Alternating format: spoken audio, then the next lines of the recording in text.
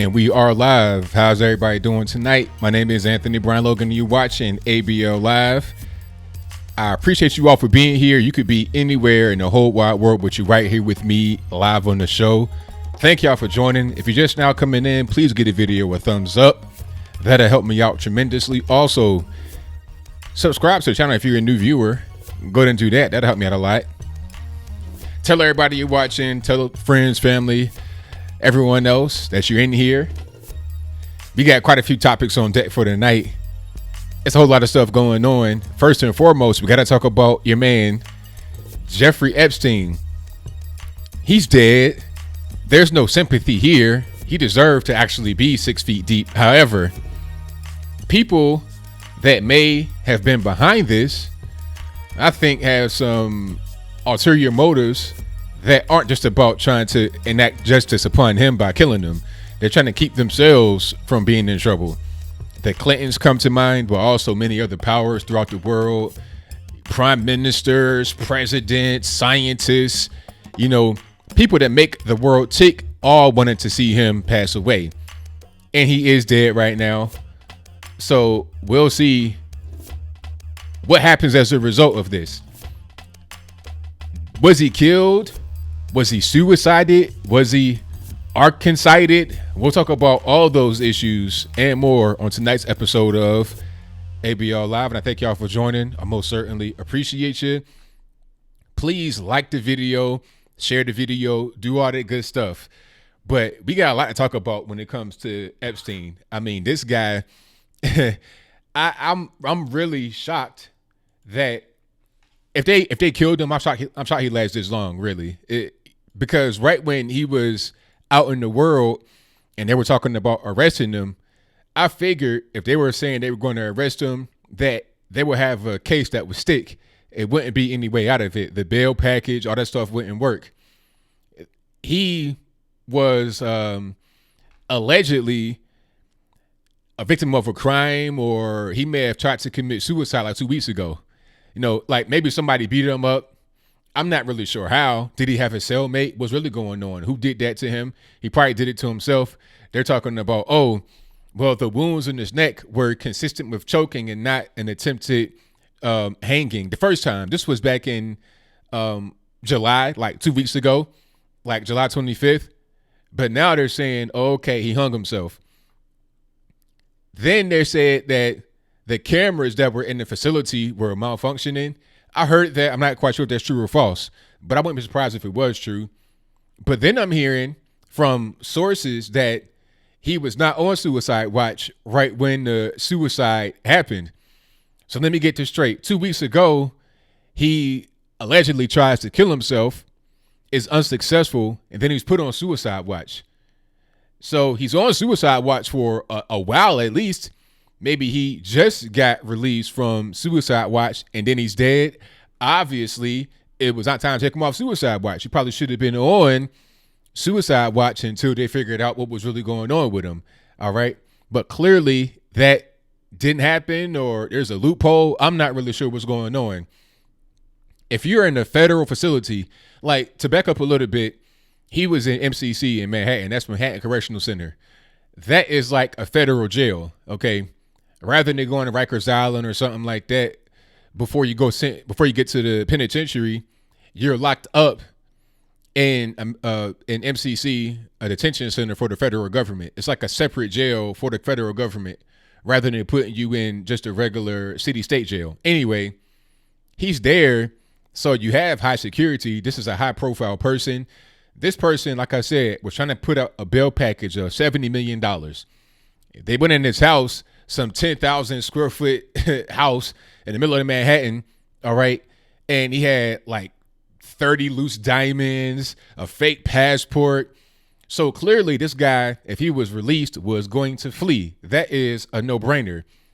High profile person, endless resources. He was going to flee and he'd be at risk of having something happen to him on the inside.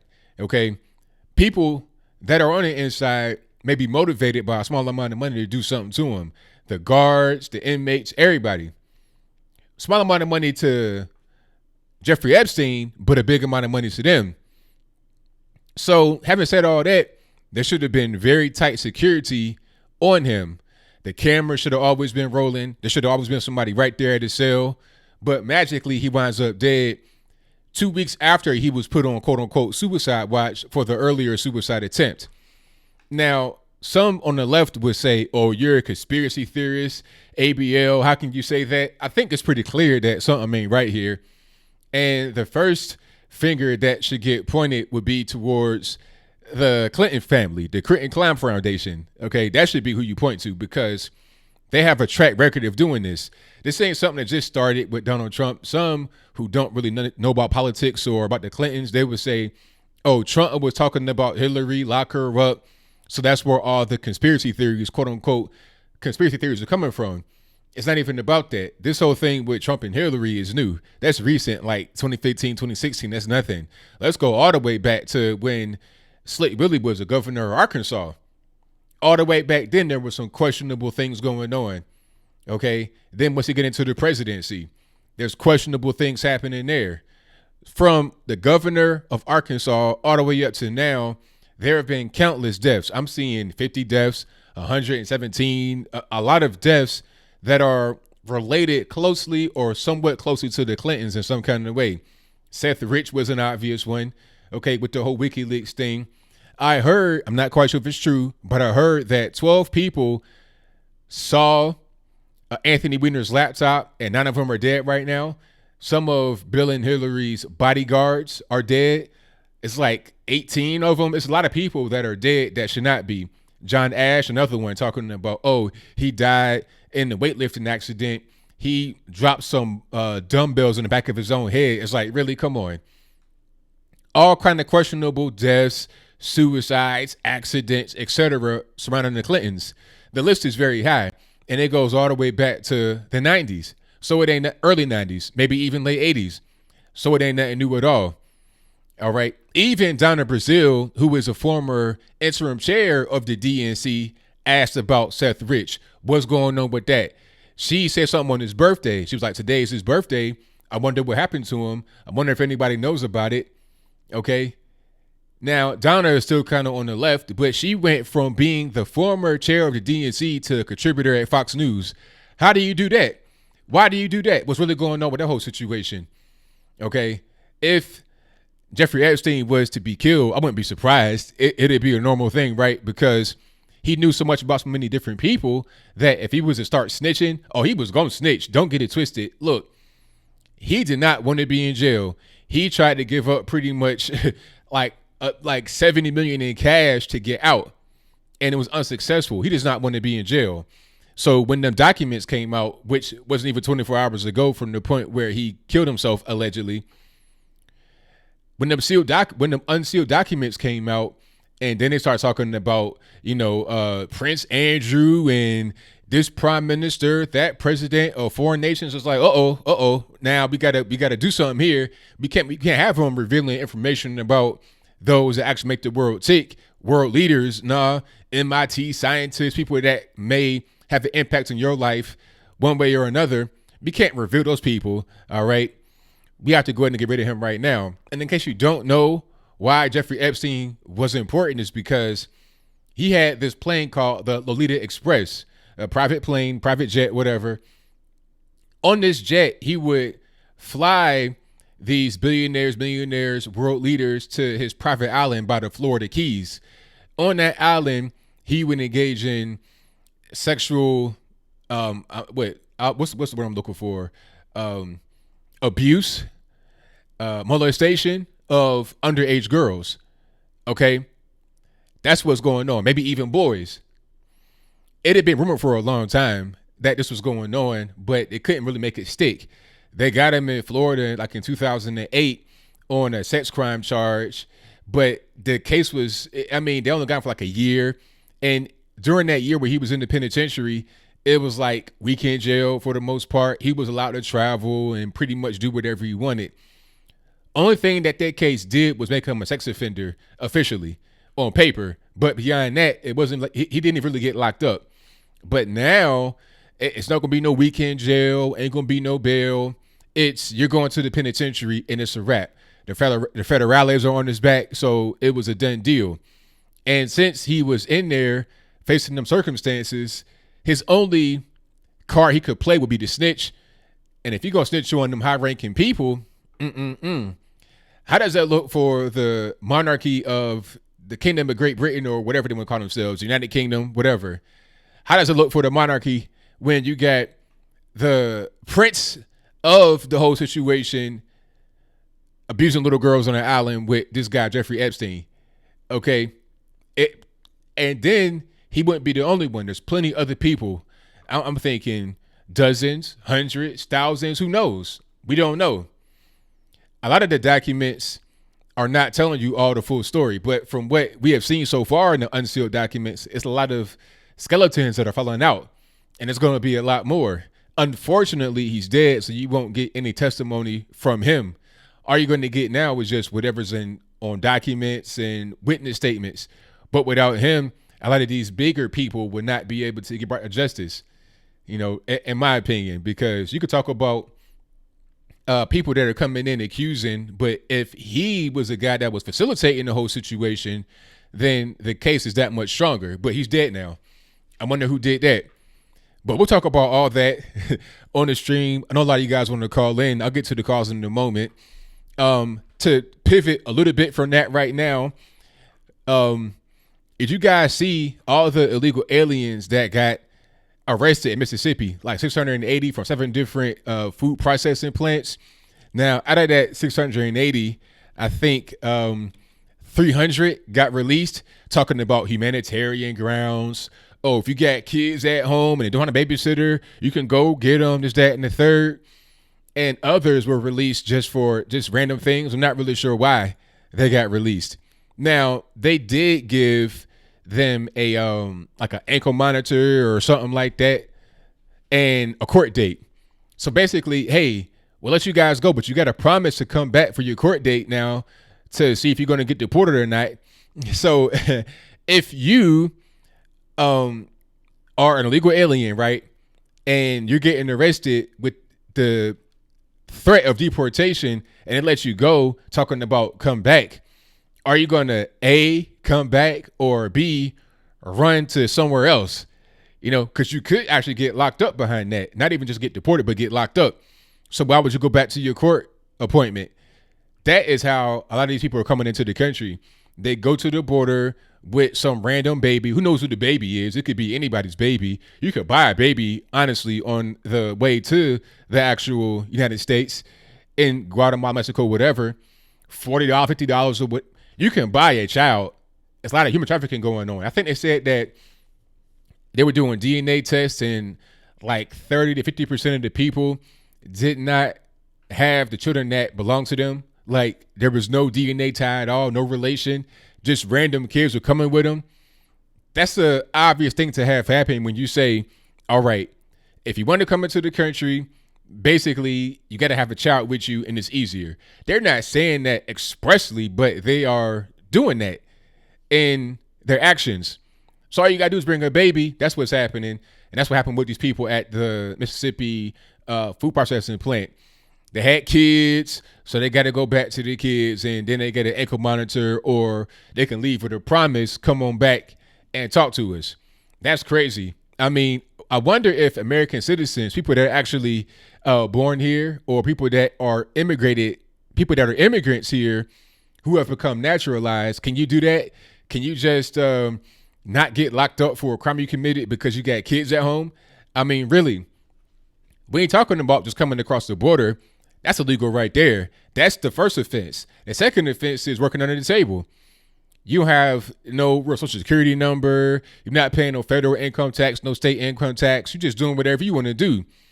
That should be considered tax evasion. That's a different story. You're here working illegally and you came across the border illegally. You're here illegally. You're committing crimes just by being here and working. But you can be guilty of those two crimes at least, coming over here illegally and working under the table and get sent home talking about please come back. Can you do that as an American? What if you get caught behind the wheel and you had a few too many? You at the legal limit. You right at the legal limit. And they say, okay, we're taking you to jail now. You could have some kids in the back seat of the car you're driving. Nah, take them kids to CPS, somebody, and we'll take you to jail. That's kind of how that's going. You won't get treated differently because you got kids. You got women that are American citizens who are giving birth in the penitentiary, in jail.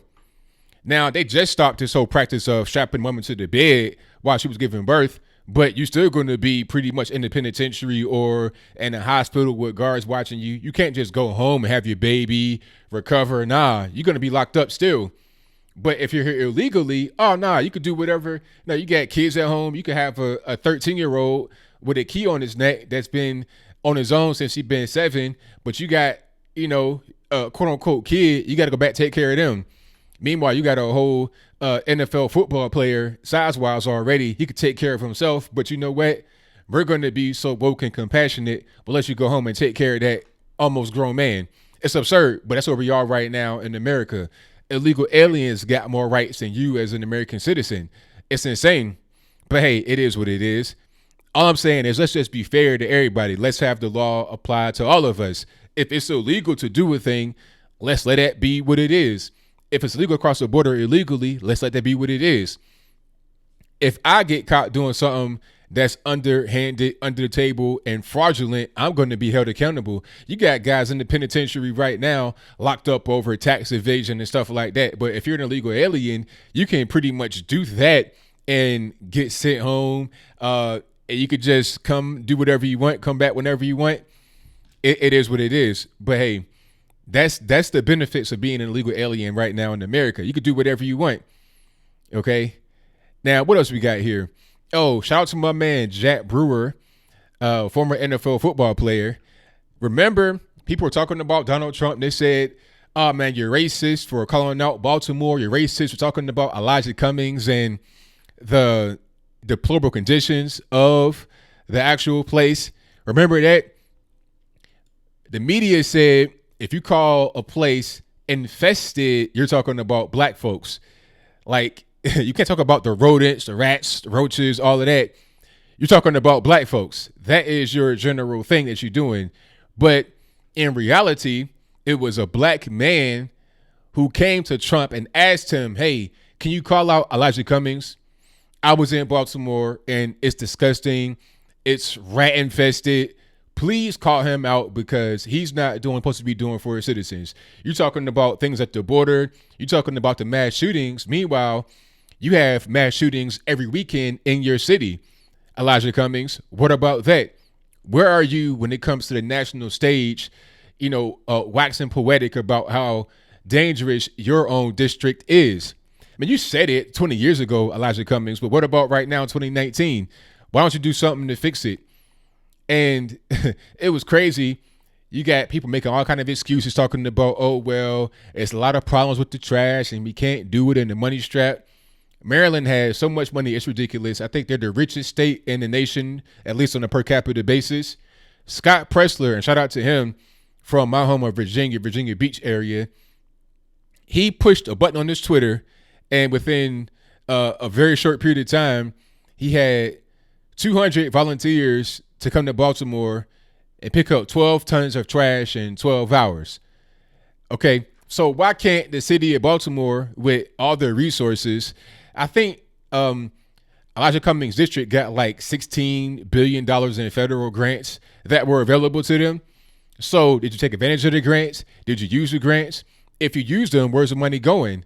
Is it going towards other places that don't really affect the West End? What's really going on? Where's the money at? How'd you spend it? What's going on? Let's talk about that rather than the shootings that happen. As tragic as they are, you have tragedies that happen all the time in Elijah Cummings' district in Baltimore City.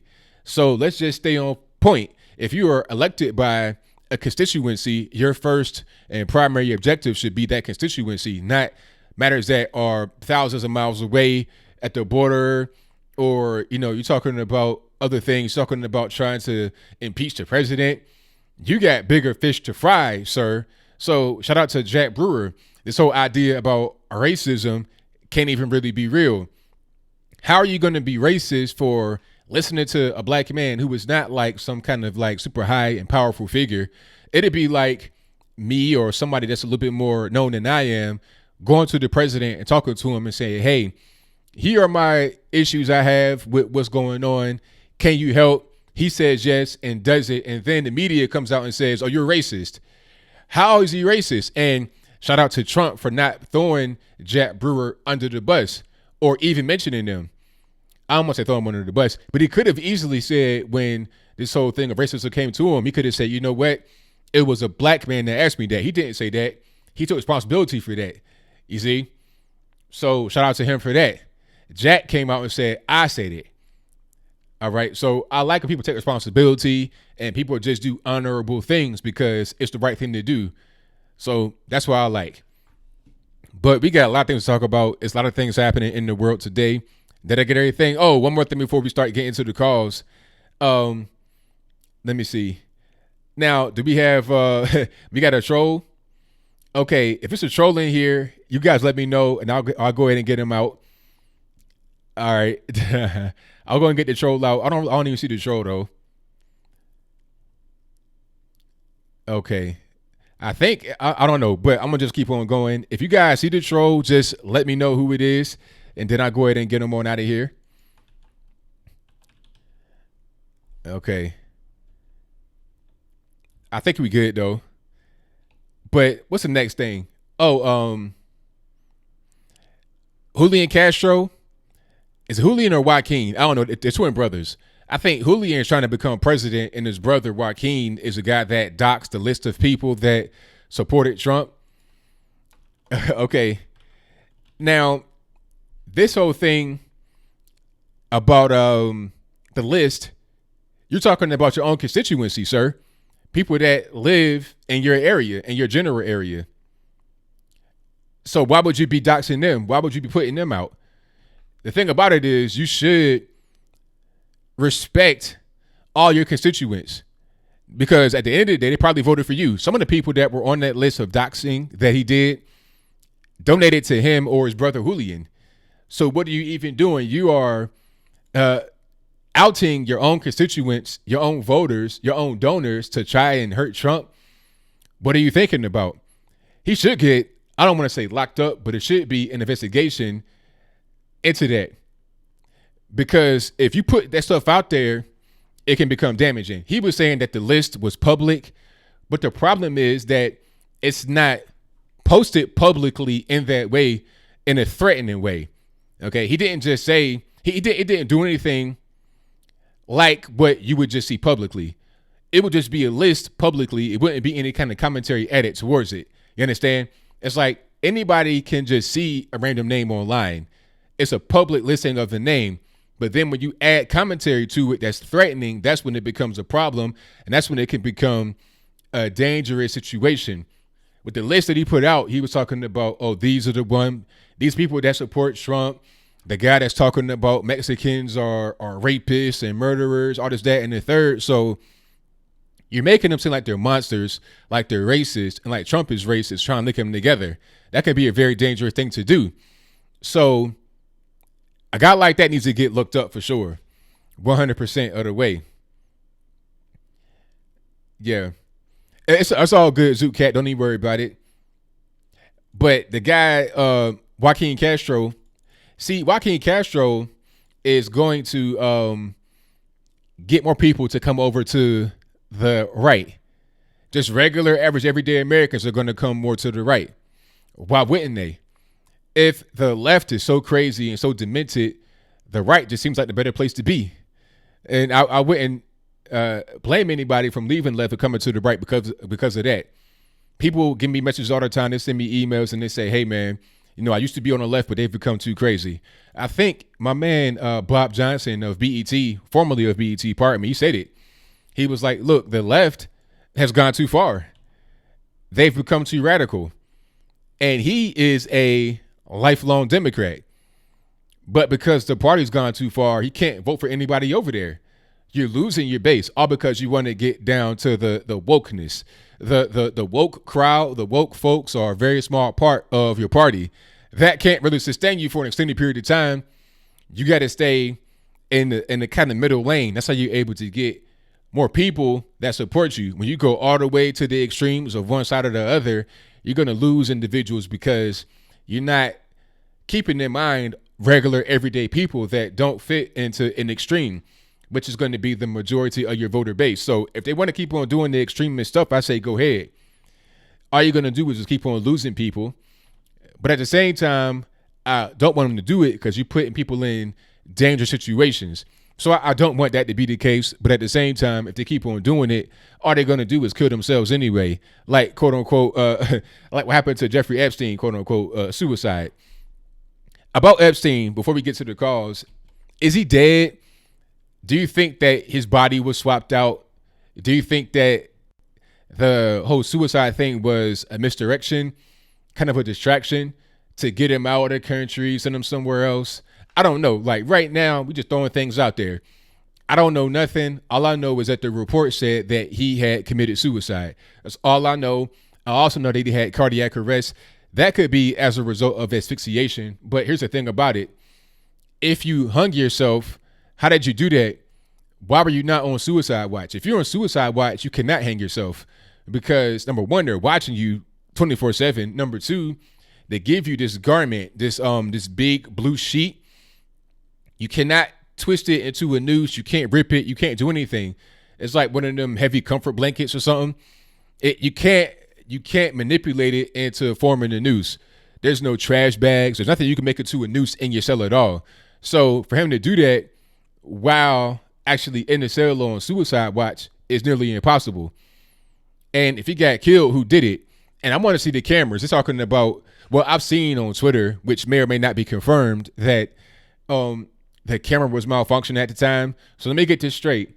He was on suicide watch for a while, like 2 weeks ago, but today, miraculously, he was not on suicide watch, according to reports. Then he was in a cell that had cameras, but miraculously, the cameras did not work at the particular moment we need them to work. I mean, what are the chances of that happening? I mean, come on. It's clear that there's some foul play. It's clear that this is not going to be the end, at least of the investigation.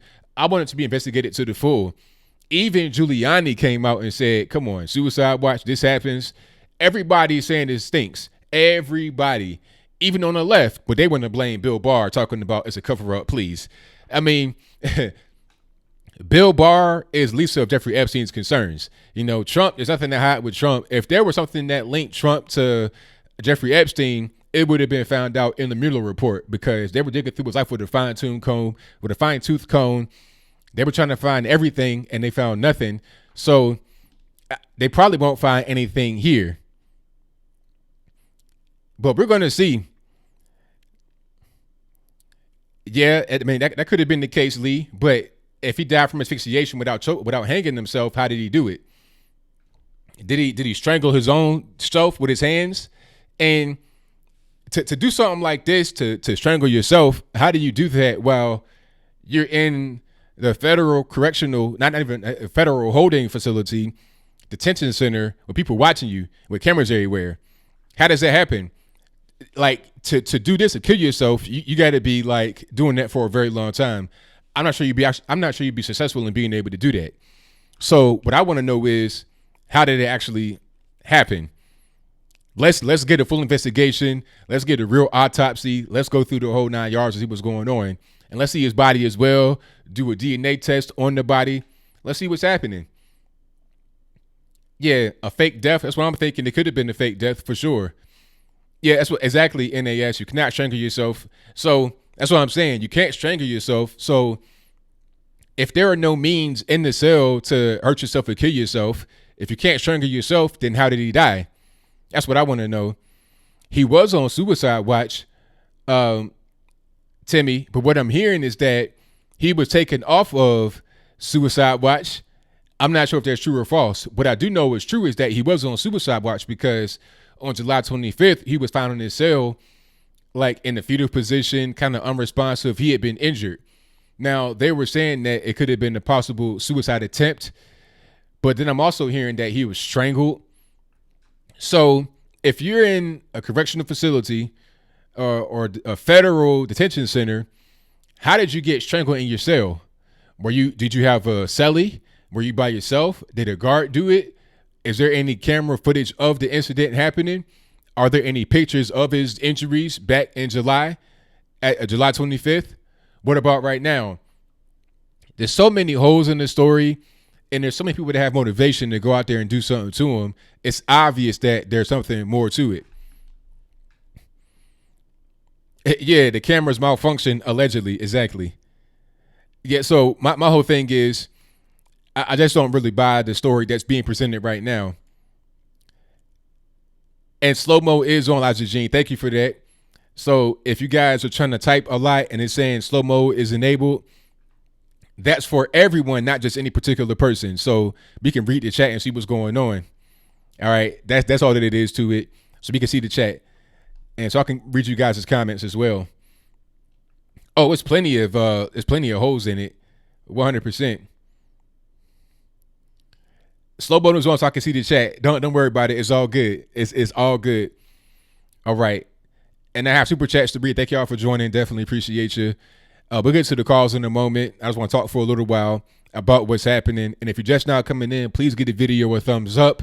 Like it. It's free. If you are a new subscriber or, pardon me, a new viewer, please subscribe, become a subscriber, and click that bell beside the subscribe button so you get notified whenever I post a new video.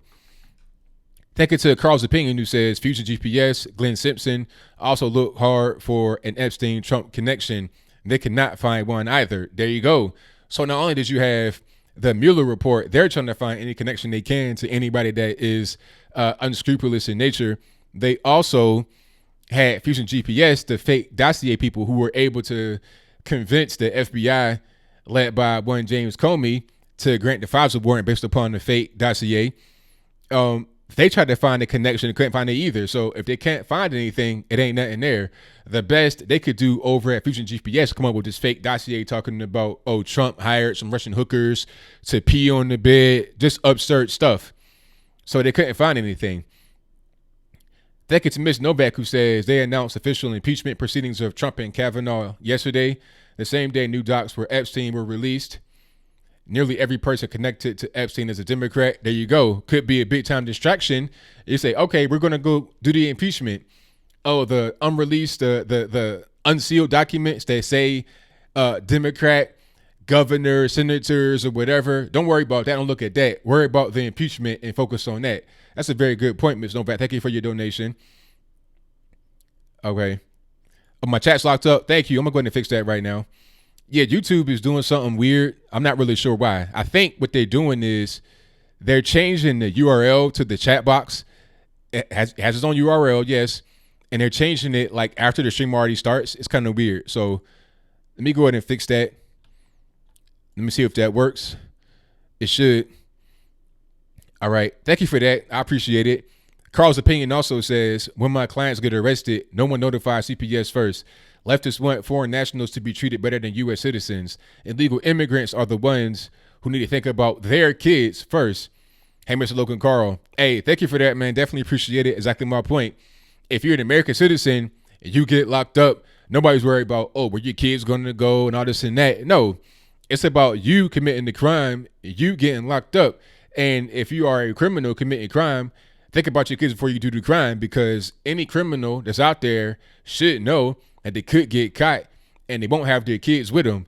And they can't just go home because they got kids. But unfortunately, illegal aliens, they got it a little bit different. But thank you for your donation, man. Definitely appreciate it. Thank you to Joe Benson, who says, keep covering the truth, brother. Love the content. Hey, I appreciate you for your donation. Thank you for that. Thank you to Tempest, who says, and that's when effing Hillary, and that's when Fing Hillary, okay, I'm kind of understanding what's going on.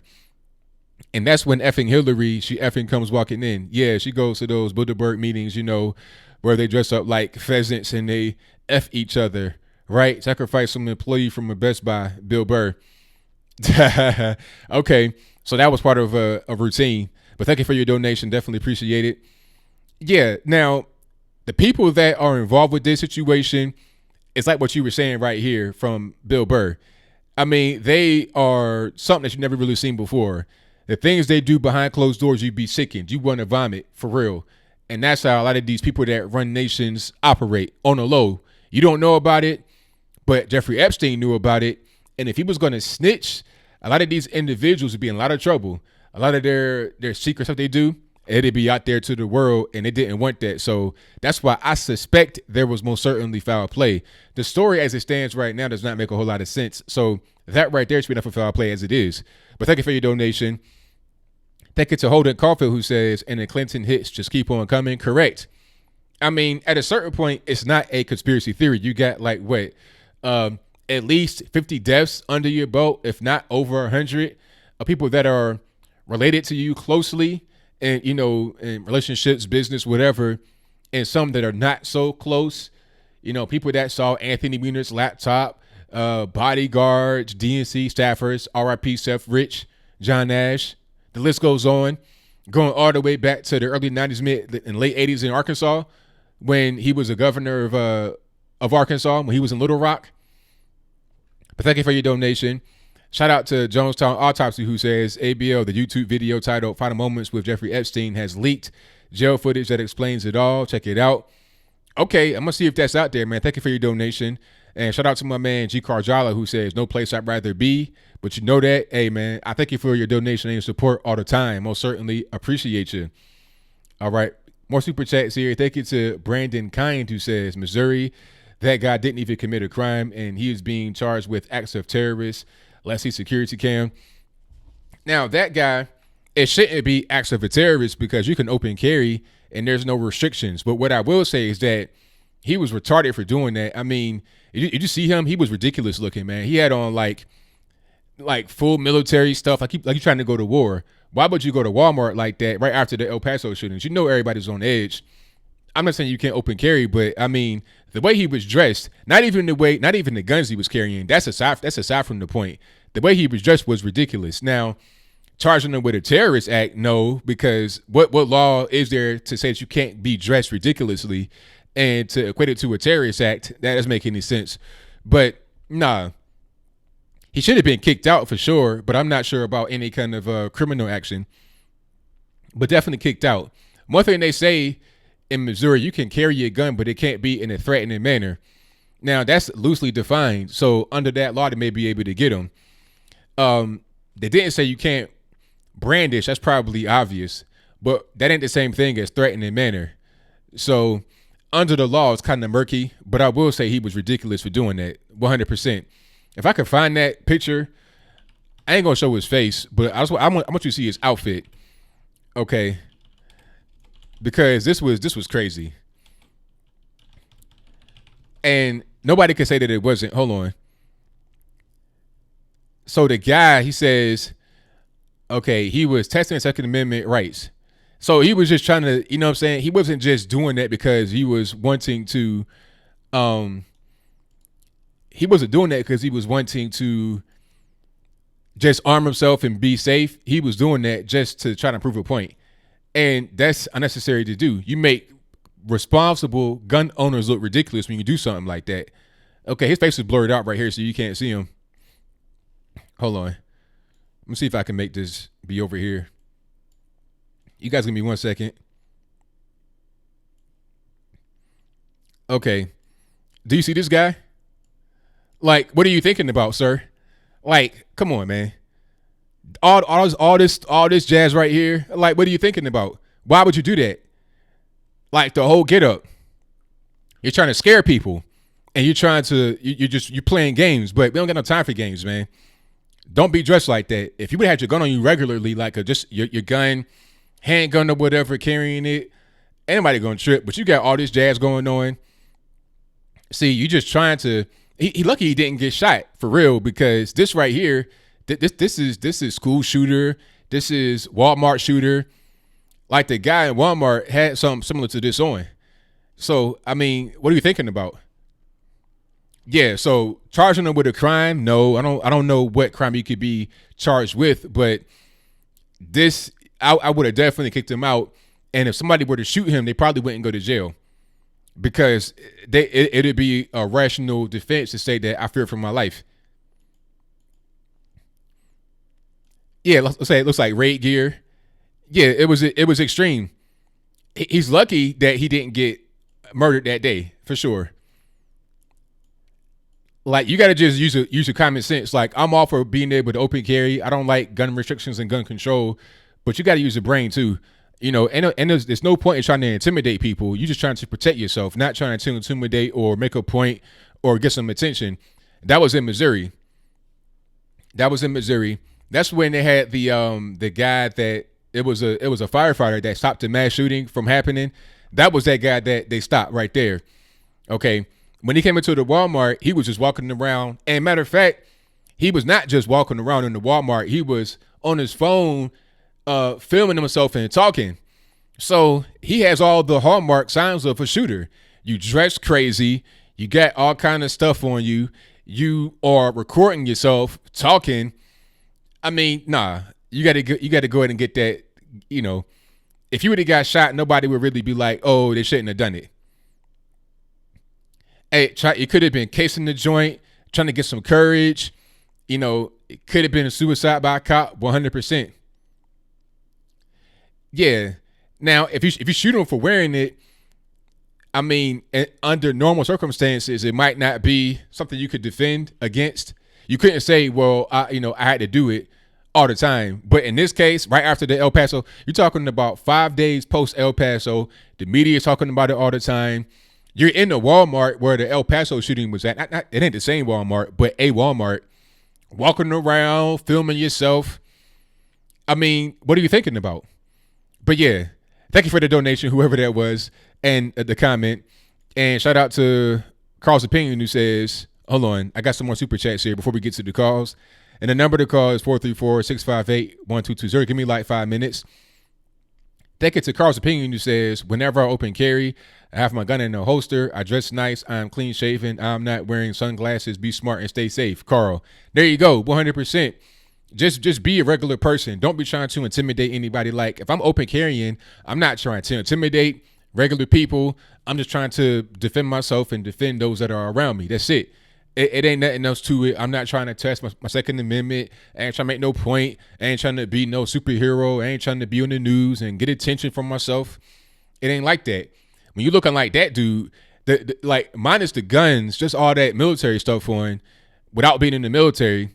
Like, I see military guys walking around that don't look like that. They just have on their fatigues and that's it. They're not wearing all this extra stuff like they're in the war zone. It just don't make no sense. But thank you for your donation, Carl. Definitely appreciate you. All right, let's get to the calls in just a moment. The number to call is 434, and thank you to Montana of 300. Okay. 434-658-1220. Let's see if the Skype's going to work. That's right, Liza Jean.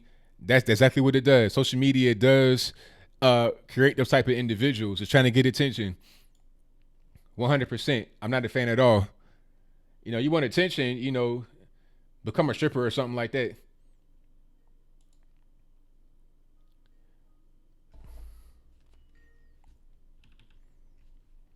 All right. Let's go get this fixed. I got to fix the audio here. Let's see. Let's go to settings. And again, if you're just not coming into the stream, please hit the like button. I'd appreciate it. And the calls are open. I'm just fixing my sound right quick so you guys don't hear that ringing in your ear like I hear right now. There we go. All right, let's get to my first call. Hold on 1 second. Make sure everything's good. And we are good. 702, you're on the line. Who am I speaking to? All right, Mark, what's happening? You hit 300K, the viewers shot up. I thought you got too big. I thought I'd never get in again. But I wanted to talk a little bit of Epstein. Before they used to have conspiracy theories, and they would come out like 10 years after JFK or something, you know what I mean? But just about everybody had a conspiracy theory long before, as soon as Epstein was arrested, their conspiracy theory that he was not going to last when he was imprisoned, right? Yes. Yeah, it's almost like when you predict what's going to happen in the NBA playoffs or something, you should go to predictit.com and be like, oh, what's the over-under on how long Jeffrey Epstein is going to live once he's in jail before he gets suicided? For real. I mean, that was the easy one right there. I mean, he lasted for quite a while, actually. I thought he might get killed before he got sent to the penitentiary. Like, on the way there, it would have been a mysterious plane crash or car accident where he was in it. But Hey, he lasted for a while, but then when them unsealed documents came out, you got Prince Andrew in there and other people. You got to go.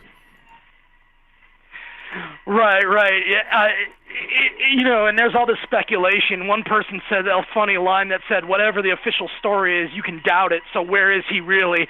And the thing about this gun control bill and these red flag laws is, if you can't protect the most important witness in the entire country, maybe in the entire world, what are these laws going to do to protect you? Exactly. And you're in a very secure facility, a federal detention center in the middle of Manhattan with all kind of resources, and you can't protect him, one person. So yeah, that's a very good point you make. Yeah. I'm kind of getting sensory overload because of this stuff happening. Like right after the mass shooters, we get hit with this, and it's like, and there's all that speculation about that as well, like how far the guy drove, like how many Walmarts did he pass before he committed that. But as far as Castro goes, Castro and his doxing, he's getting a little bit too big for his britches, and everybody's bigger than his britches. He's tinier than Ben Shapiro. Oh, really? I didn't know that. Yeah, him and his twin brother are like midgets. They're like 5'1" twins.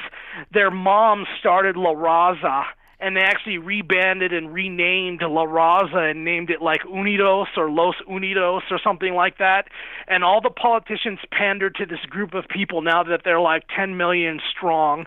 And the American taxpayer had to pay for the benefits for these invaders so that they could have political power over us.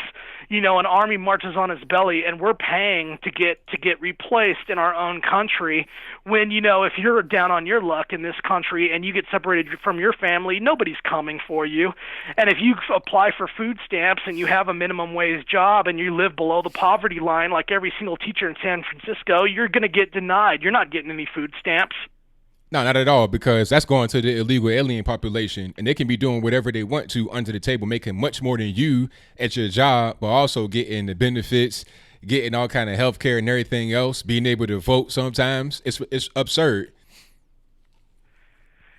Yeah, and also it's like they keep showing us like they try to do in Europe. I don't know if you remembered where they showed like a dead kid on the beach, and they were like, "Oh, this is such a tragedy. Oh, this is your fault.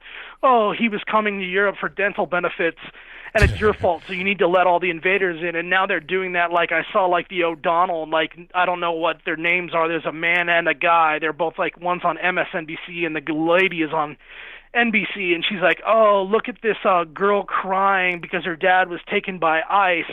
You owe a commitment to these people," as they're just like chugging like liters of Coke and stuffing their faces with like extra large pizza. Like I never ate that well, you know what I mean? Like, I know people from Appalachia that didn't have like running water or electricity, or they were raised by nuns with no power, and they're like, "Oh yeah, you guys had all this privilege. Don't you want to give it to these invader people that are stuffing themselves on pizza in Zumba centers down at the border, in like Shangri-La?" And it's like they're trying to put this guilt trip on you, and I just think that Castro and these people, they're trying to push us around, and it's like they never had to make any of these sacrifices. And Beto O'Rourke and Castro in Texas, they're starting to have real big mouths. They're starting to have that swagger, and they're starting to flip that state. But I don't want to take too much of your time. You're huge now. And I think it's, your shows that are bridging the gap. It's your shows that are like reaching the younger generation. And, I think the Gen Xers like you and me, we kind of woke up from the brainwashing in our lifetime. We kind of we shed the celebrity status. I don't know if did you see that movie, The Hunt, got removed? I saw that. Yes, I did see that. Yeah. And before I was like, before I remember when you fought for free speech, when like NWA and Ice-T were mouthing off, and we were like, hey, gangsterism, let it happen, hands off, laissez-faire, fine. But, after a million Tarantino movies, and now that, these mass shootings are happening and they want to give up your freedom and your liberty is going to be, they're going to sacrifice you for what they instigate with their violent bloodletting on TV. Now I'm just like, you know what? I have contempt for the celebrity class. I have contempt for celebrities. I have contempt for Hollywood. I'm like, let them crushed. I don't care about your art at all. You're scum. When have you ever taken my side? You want me to cry for someone else's kid? How many kids could we ever afford? If you were feeding our kids, I would have loved to have a family of 20 like these invaders get to have while we pay for it. How fair is that? I'm not a cuck. You know what I mean? But it's like I just think like the guys that are as woke as yourself in your lifetime, think about it, ABL. You were Gen X. Think about the people you're speaking to that are in the millennial class or in the Zoomer class. What's going to happen when their celebrity brainwashing wears off? What's going to happen when they enter the job market and they're told, yeah, you were privileged your whole life, as you were told you were privileged your whole life because we told you you had privilege as right. we didn't train you for anything. So now we're going to replace you with somebody you can't speak to as they babble at you at something and get ready to chop off your head and play soccer with it like they do in their prisons down there. Great call as always, man. That was a great start to the calls, man. Thank you for the call as always. Definitely appreciate you. Thanks, sir. Much success to you. Peace out. All right, now. Wow. I mean, shout out to my man Mark for the great opening call. Hey, I couldn't say it no better myself. He was right on point. You got illegal people coming over here, having all types of kids, getting sponsored by you. You getting beat in your head. I mean, Trump's trying to fix some of this stuff. You know, the Obamacare situation. If you didn't have Obamacare, what is it like? You got to pay a fine. You got to pay for not being able to afford healthcare. That's expensive. That the deductibles are like $10,000, all kind of crazy stuff. I mean, so they can pretty much do whatever they want, have whatever kind of life they want. But you pretty much just under the thumb. But now we're trying to reverse that, and we're not going to let that get reverted. But thank you to my man for the call. But let me get to a few more. The number to call is 434-658-1220. All right. All right, call you on the line, 773. Who am I speaking to? ABL, it's Windy City. What's going on? Everything's good, man. What's happening? Man, you seen it go down to Mississippi, right? Yeah, man. That was crazy. So you got 680 that got arrested, but then almost like 300 got released, and they're talking about, they can come back later to a court date. So what's going on with that? Yeah, I was there, man. It was wild, man. Oh, so you okay? All right, go ahead. I participated. That was a criminal warrant. So what a lot of people got to understand is that the immigration was just part of it, but that was actually a criminal search warrant that we served. It was Immigration and Customs Enforcement along with HSI, Homeland Security Investigators, which is our federal investigators. Okay. Some of the issues that they were having with these particular companies, they've been onto them for years. That is an E-Verify state where all employees have to be verified with Social Security numbers. Well, they were using any Social Security number they can get in recruiting these Guatemalans. To come with them. And not only that, they were using former employees' Social Security numbers. So basically you have identity theft. Big time identity theft. There was tax evasion going on. There was underage. See, the news didn't say nothing about that. We caught juveniles, 15 and 14 years old, that were also working in there. 5 of them that I know for a fact that I seen with my own eyes. Wow. There were 6 teams, 100 officers to each team, and 6 different sites that were hit simultaneously. Wow. Okay. See, I didn't know all that. I'm just thinking because the way the news, you know, the news, they'll just say, oh, well, they were working and they were there illegally. That's the only thing they want to say. They don't want to talk about the tax evasion, the identity theft, any other criminal actions that may have taken place, the kids that were in there working that shouldn't be working in a place like that. They didn't say any of that. So I'm glad you were able to shine some actual light, some truth on the situation. Yeah, and it was a big success for the simple fact that nobody got hurt on either end. No law enforcement agents got hurt or any of the people that were taken into custody were hurt. Okay. We worked 28 hours straight that day. Wow. We started at 1 o'clock in the morning. It was a 3-hour trip to the rally point, and then it was about a 10-minute trip from the rally point to the actual raid. Then we took them all back to Mississippi Air Force Base, National Guard Air Force Base. They had a whole entire hangar that they dedicated to us to let us use. Wow. Okay. And we had to bring them all back. They all had to be run with biometrics and everything else, fingerprints, this, that, and the third. There was medical there because there was older people that were also incarcerated. Right. So, like, the media always makes it seem like we grab them, we cuff them, we lock them up, we throw them in the dungeon, and then the hourly beatings begin. Right, of course. And that's not how it works at all. Maybe back in the day, things were a little more medieval, but this is 2019, man. Things are a lot different now, a lot different than old school law enforcement. Now, how about those that got let go? Now, how like some got let go though. So what's going on with that whole situation? Yeah, well, you're right. I seen one of your the video you did earlier about it. It's a combination of things. Some of these people were already in removal proceedings, and they had future court dates. Okay. Some of these people already had ankle monitors, but none of them are supposed to be working.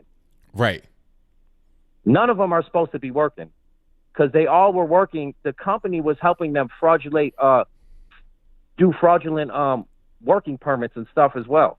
Oh, okay. I see. But when we got to interview these people, we found out a couple of other key players that we did not know about. It's like the secretary was going door to door recruiting these people. So the owner, I don't think has technically been charged yet, but the case already is built. Now they're going to take it to a grand jury. And once the grand jury is presented the evidence and they say, yes, you have enough for a case to charge them, that's when these other individuals, American citizens that were aiding, abetting, and doing all this other fraudulent stuff will be taken into custody and charged. And they'll also have due process. Right, because I've been hearing about that a lot. People keep saying, you got to arrest those that are hiring these people, the ones like the American citizens that are behind this. But you're saying a case has to be built and you got to be able to get enough, evidence to go forward so they don't get off the hook and keep going back to doing what they were doing, right? Yes. They were investigating this for over a year before they actually pulled the raid off. Okay. Wow. Well, I'm glad you give some real information, some real news. You would never hear that on the news, on the regular evening news, not even on Fox or anything like that, man. So I'm glad you called in.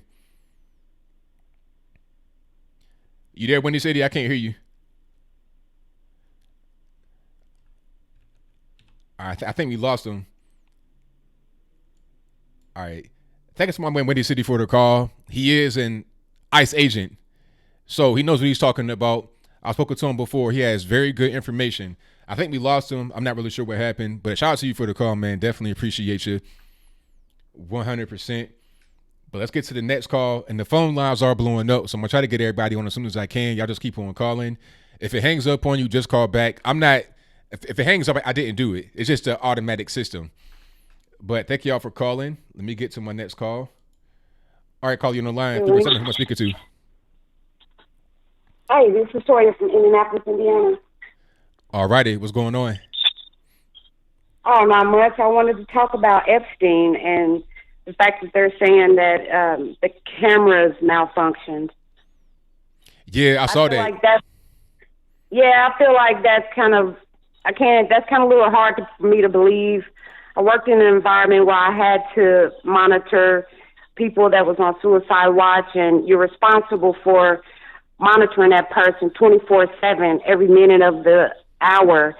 And even if the cameras did malfunction, why wasn't the guards posted with that person? If the cameras malfunction, then every guard is responsible for monitoring that person and are also responsible for keeping a log of every minute of the hour of what that person does. So if the cameras malfunctioned, then where were the guards? And how did that person end up with something that he could possibly commit suicide? Obviously, somebody had to have given him something for him to commit suicide, to be on suicide watch. You know what I mean? It's just a little unbelievable to me. Now, I hear you. Now, what I'm hearing is that he was taken off of suicide watch, but it doesn't make a whole lot of sense because, okay, he was on suicide watch when the incident happened in July 25th. So would he be taken off suicide watch so soon? It's like, would now be the appropriate time? How long would a person be on suicide watch before they're taken off? Well, being that he was a person of such high profile, I really doubt if they would take him off suicide watch so quickly. And it was, what did you say? It was like July the 25th or something like that? Yeah. I doubt it if he would have been taken off of suicide watch so soon because he was too high profile and he tried it before. So in my opinion, he would still be on suicide watch.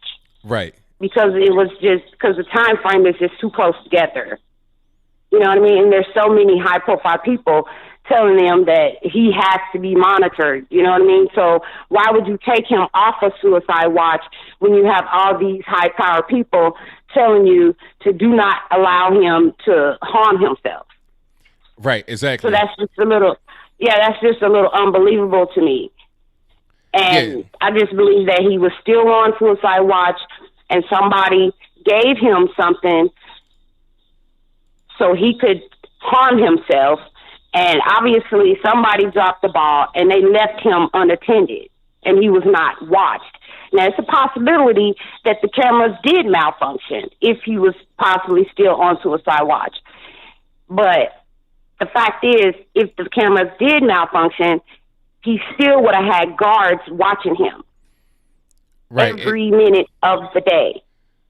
It's too many coincidences. You have the cameras malfunction, and then the guards are supposed to be watching you, and they're not watching you.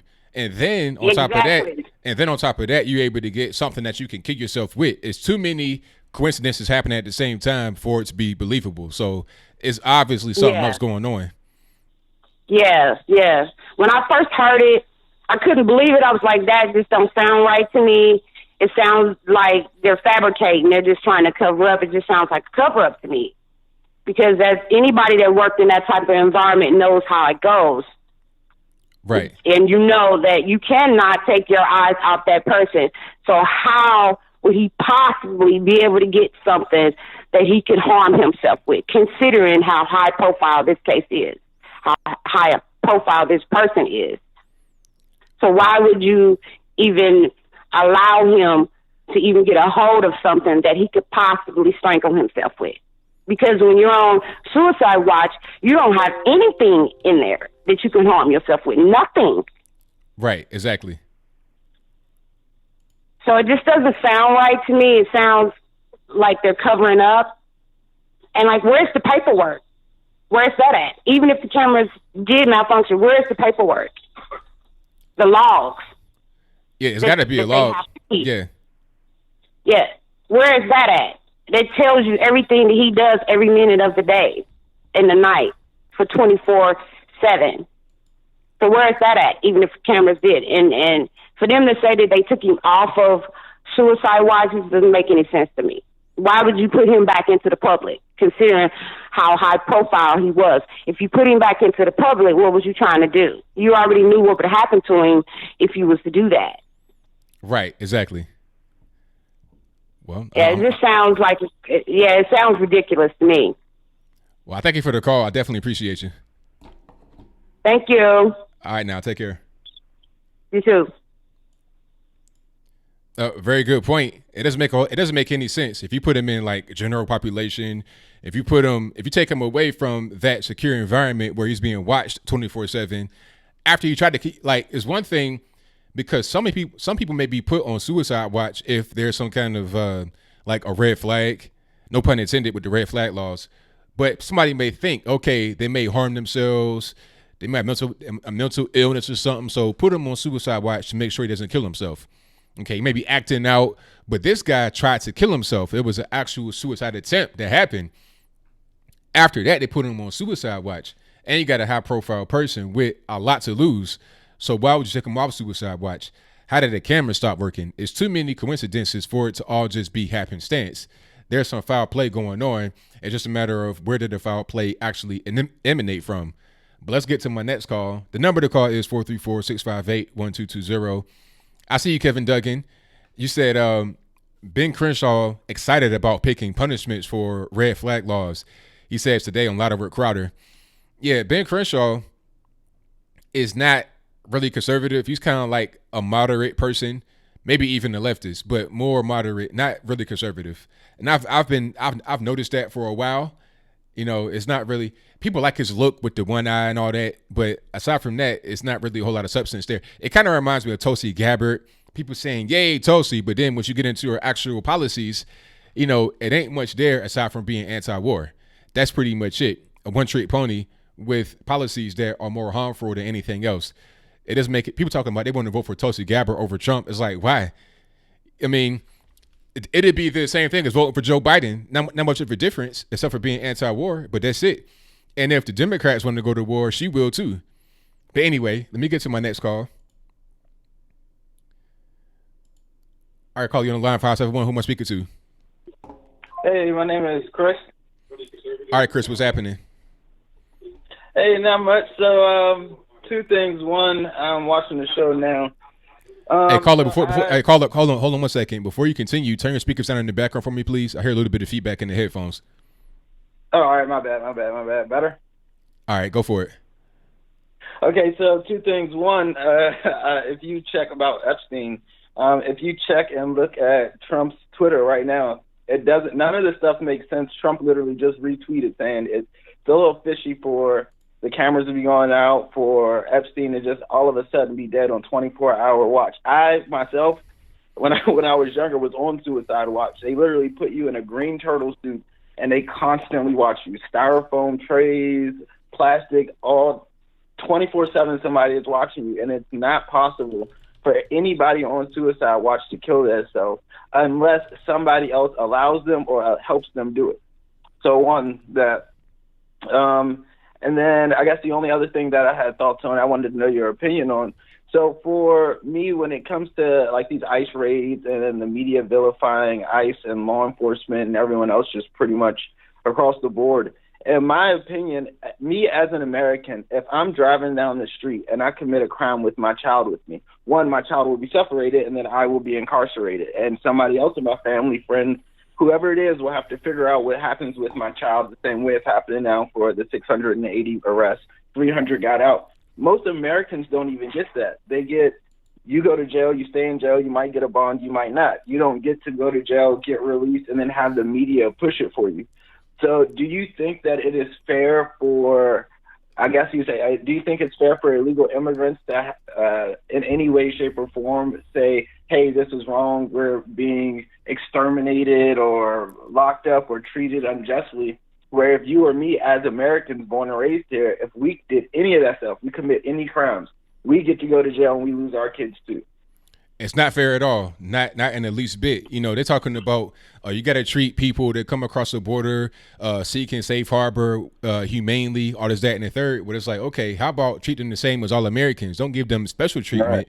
You know, because if I do something, like if I'm behind the wheel of my car, I've been drinking, I'm drunk, whatever the case, I get pulled over, the police arrest me, nobody's going to ask, hey, do you have any kids? And if you do, we'll send you back home, even though you've been caught right. Drunk driving. Nobody cares about that. I'm going to get locked up. If I can make bond or whatever, I can make it. If I can't, I'll be in jail until the court date, whatever. And then I might go to the penitentiary. As simple as that. So if you're here right. illegally, the same should apply to you. It shouldn't be any kind of special treatment at all. Right. Like for us, we have child CPS comes, takes your kids. Like as Americans, we have all those same punishments for basically the same thing. And a lot of people, for me, I think, aren't looking at people crossing the border illegally as what it is, and it's a crime. It's not like, okay, there are points of entry that are there specifically for people seeking asylum. So if you as an adult know, hey, if I go over the fence on this side, it's a crime, or I could go to this side and maybe it'll take a little bit longer, but I could get in. It's your fault. Like, I don't think that you're thinking of your child in that moment. I don't think that in those moments, and maybe I'm wrong, you know, like I can't say, I don't know what it's like to live in cartel territories and all that stuff. But when you commit that crime, you can't sit and be like, oh, I'm sorry, I don't know what's going on, I didn't do anything wrong. Like one guy now is suing the U.S. government because, I mean, that was a little bit weird of a situation. I didn't bring that up. But, yeah, so I don't know. I think the immigrant thing is a little weird. And then the gun stuff, if you ever pay attention to it, when something major is getting ready to happen, they start to show it a lot on media. And if you pay attention to the last 2 weeks, there have been a rapid increase in just stories about guns, people walking through Walmart, mass shootings, all that stuff. It sounds like a little bit of like a tinfoil conspiracy theory, but in my mind, like I legitimately believe that there is something in place that is getting ready to be carried out to take away guns from us so that we are no longer allowed to protect ourselves. And then you have the alt-left pushing all this crazy rhetoric, and us as Americans end up having to deal with it and take consequences for people's irrational beliefs and delusions. So I'm with you. I don't know. Yeah. Our country's wild. So, but no, man, I just started watching your show like literally like 2 weeks ago. Found it super interesting. So thanks for answering and for giving me the chance to talk to you and I guess state my opinion and pick your brain a little bit. Thank you for the call, man. Definitely appreciate you. All right, thanks. Take care. All right, same to you. All right, shout out to the caller. Most certainly appreciate him. You guys on the drill. The number to call is 434-658-1220. If you want to get in through Skype, you can do that. There is an email in the description box. You can get in right here on the bottom left-hand corner of the screen. And super chats, we have some of those. Shout out to Diva J. Hopefully I didn't butcher your name. Diva J Nanu says, hi, first time listening. Very interesting live stream. Well, thank you for your donation. And I hope you enjoyed the show. Definitely appreciate you. Thank you to Tom S. who says he is alive. That's possible. I'm seeing some things from people talking about there was a switch of the body in a hospital. That could happen. Thank you to Tony Moore who says, great show. Thumbs up. I appreciate it. Thank you to Henning A who says, as a legal immigrant, a legal with an L, not illegal. As a legal immigrant, I'm offended by the way illegal aliens are treated with kid gloves. They should not be able to stay if they cheated the system. Get in line like my family did. Hey, that's all that we ask for. If you're here legally, I got no problem. You are an American, period. If you're here legally. If you're not here legally, you got to bounce and do it the right way. You can't break the law. If you are a legal alien, you're following the law. I'm a natural born citizen. I'm following the law. Illegal, you're not following the law. It's simple as that. But thank you for your donation. And thank you to Miss Novak who says, Dan Crenshaw, he's a rhino. Well, hey, maybe he is, maybe he isn't. But thank you for your donation either way. Most certainly appreciate you. And let me get to my next call here. All right, call you on the line, 857. Who am I speaking to? Hey, it's Ivan, man. Hey, man, I know you gotta make your money with your YouTube channel. I get it, though. I get it, bro. But you gotta be honest and stop misleading people, man. It's just, okay. So what did I do? What did I do this time? Well, not exactly you necessarily, but let's start with the kid, the NFL player that I guess he was talking about LG Cummings. That he complained. He told Trump that I wanted to call him out. I guess this kid is pretty much ignorant when it comes to civil things that we have in the Constitution and the way things works in this country. Because LG Cummings is not responsible for his district in Baltimore. So he's not okay. So what is his actual responsibility in that district? Well, the responsibility in that district is organize things for his district. For example, if the district needs a new library, Ali Cummings has done tremendous amount of work, good work for the district. They got a new library. When the residents of his district, they were demanding after-school program, Ali Cummings went and hold $14 million for that particular. I mean, it was more, he needed more, but at least he hold $14 million for that district. So, especially single mothers who have their kids, send their kids to after-school programs. This football player don't know that. What does he know? Only run and catch a ball. And that's his job. I understand. That's his job. But it should not be. Okay, all right. So I don't have a problem. All right. Okay, sir. I'm gonna jump in. You spoke enough. Mm-hmm. Now, does Elijah Cummings, is he a lawmaker? Is he a lawmaker? Yes. So I mean, you can't help your city with any kind of laws or anything. No proposals for anything. No, because it's law at the federal level. It's not that. The governor is supposed to help at the state level. So there's nothing you could do at a federal level to help your particular area? Mm-hmm. Sir, look, we live on the air, so you can have a side conversation. So if you gotta talk to that person, you gotta do that. Okay, so sorry about that. So that's what I'm trying to tell you. The governor is the one responsible, and then you got the mayor that is a Democrat. I forgot his name. It's a black guy. I know. I forgot his name. And he's responsible for the trash. He's responsible for the mess up, for the crime. He's responsible for a lot of things that happen in Baltimore. but no, there are comments, and I don't have a problem when somebody doesn't know something. Okay, now let's go. Let's read. Hold on, sir. Hold on. Let's read. When it's not, sir, you're muted. I'm talking, and you're not. You're muted. Now let's read the responsibility of a state rep, shall we? Okay. A state representative is a politician who serves in a state level legislative branch. These politicians represent local cities or counties and help to form state laws that benefit their constituents. A career as state representative is often a stepping stone to future positions with the U.S. Congress or other local political jobs, state or federal level. Now that's for the local state rep. Elijah Cummings has a higher position than that. So if on the state level, your job is sir, I'm not done. I'm not done talking. I gotta get done talking, and then you can respond. Now, if at a state level, your job is to form laws to help your constituents, then at a federal level shouldn't be the same thing. And if it's not the same thing, then why do you have districts? What's the point of having the district if you don't have the responsibility? Sir, I'm not done talking. Now, if at a federal level you don't have the responsibility to make laws to help your constituents, then what's the point of having the district? It might as well just be like, a senator of a whole state. Why be representative of a district in your state? Come on. You have constituents, you got to help.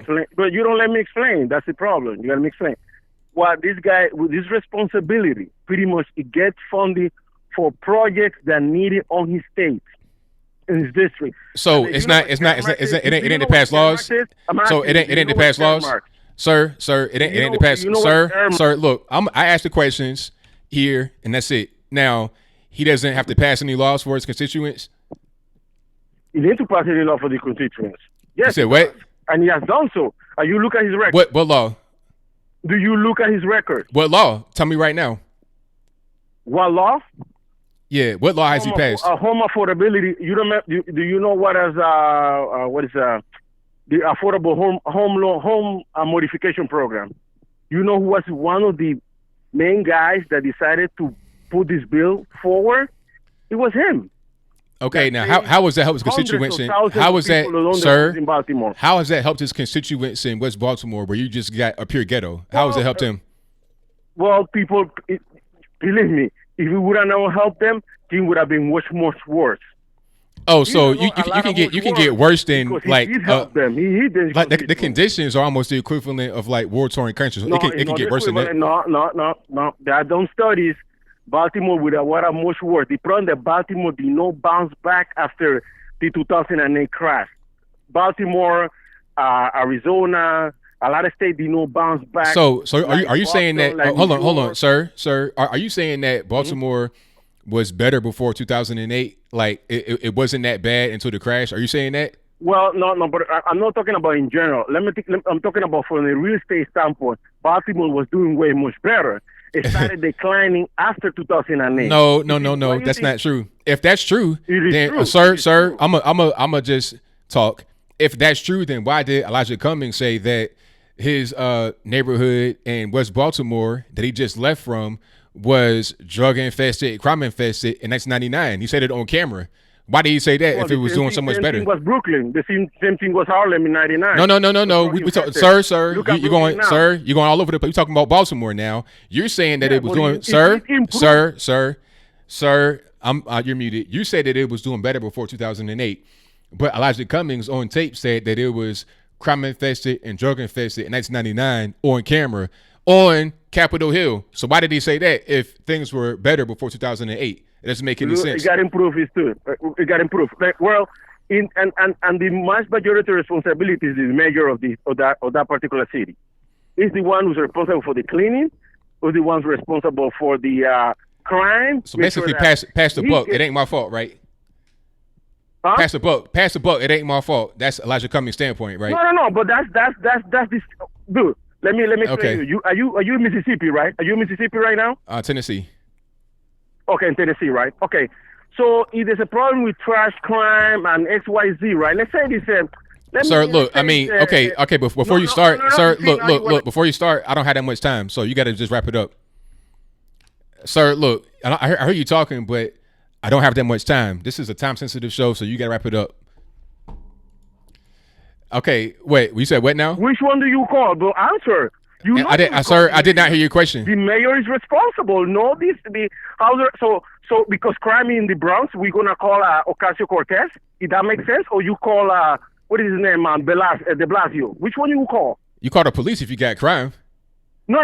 But you know what I'm talking about. Who set up the meetings? You call. Look, if you got problems, look. Listen. If you got problems in your area where you at, you call whoever you can. You call your state rep, your congressional rep, whoever. The lawmaker should be able to pass laws in the particular place to help their constituents. That's the actual definition of what's going on. If you got rampant crime, you got guys coming out of jail after like 2 years in a revolving door, ain't nothing really happening in your particular area like the way it should in the way of a law. You call your lawmaker that represents you in Congress. He has done nothing, and that's why people are calling him out. Okay, he wants to go talk about mass shootings and stuff at the border. Why are you worried about that? How about talk about your own constituents and draft up laws for them, fight for them. Don't fight for illegal aliens at the border or whatever. But thank you for your call. You've been on too long. I'm out till the next one. All right. I'm not out. I'm just getting to my next call. Shout out to my man Ivan for the call. Most certainly appreciate him, but I don't got all night.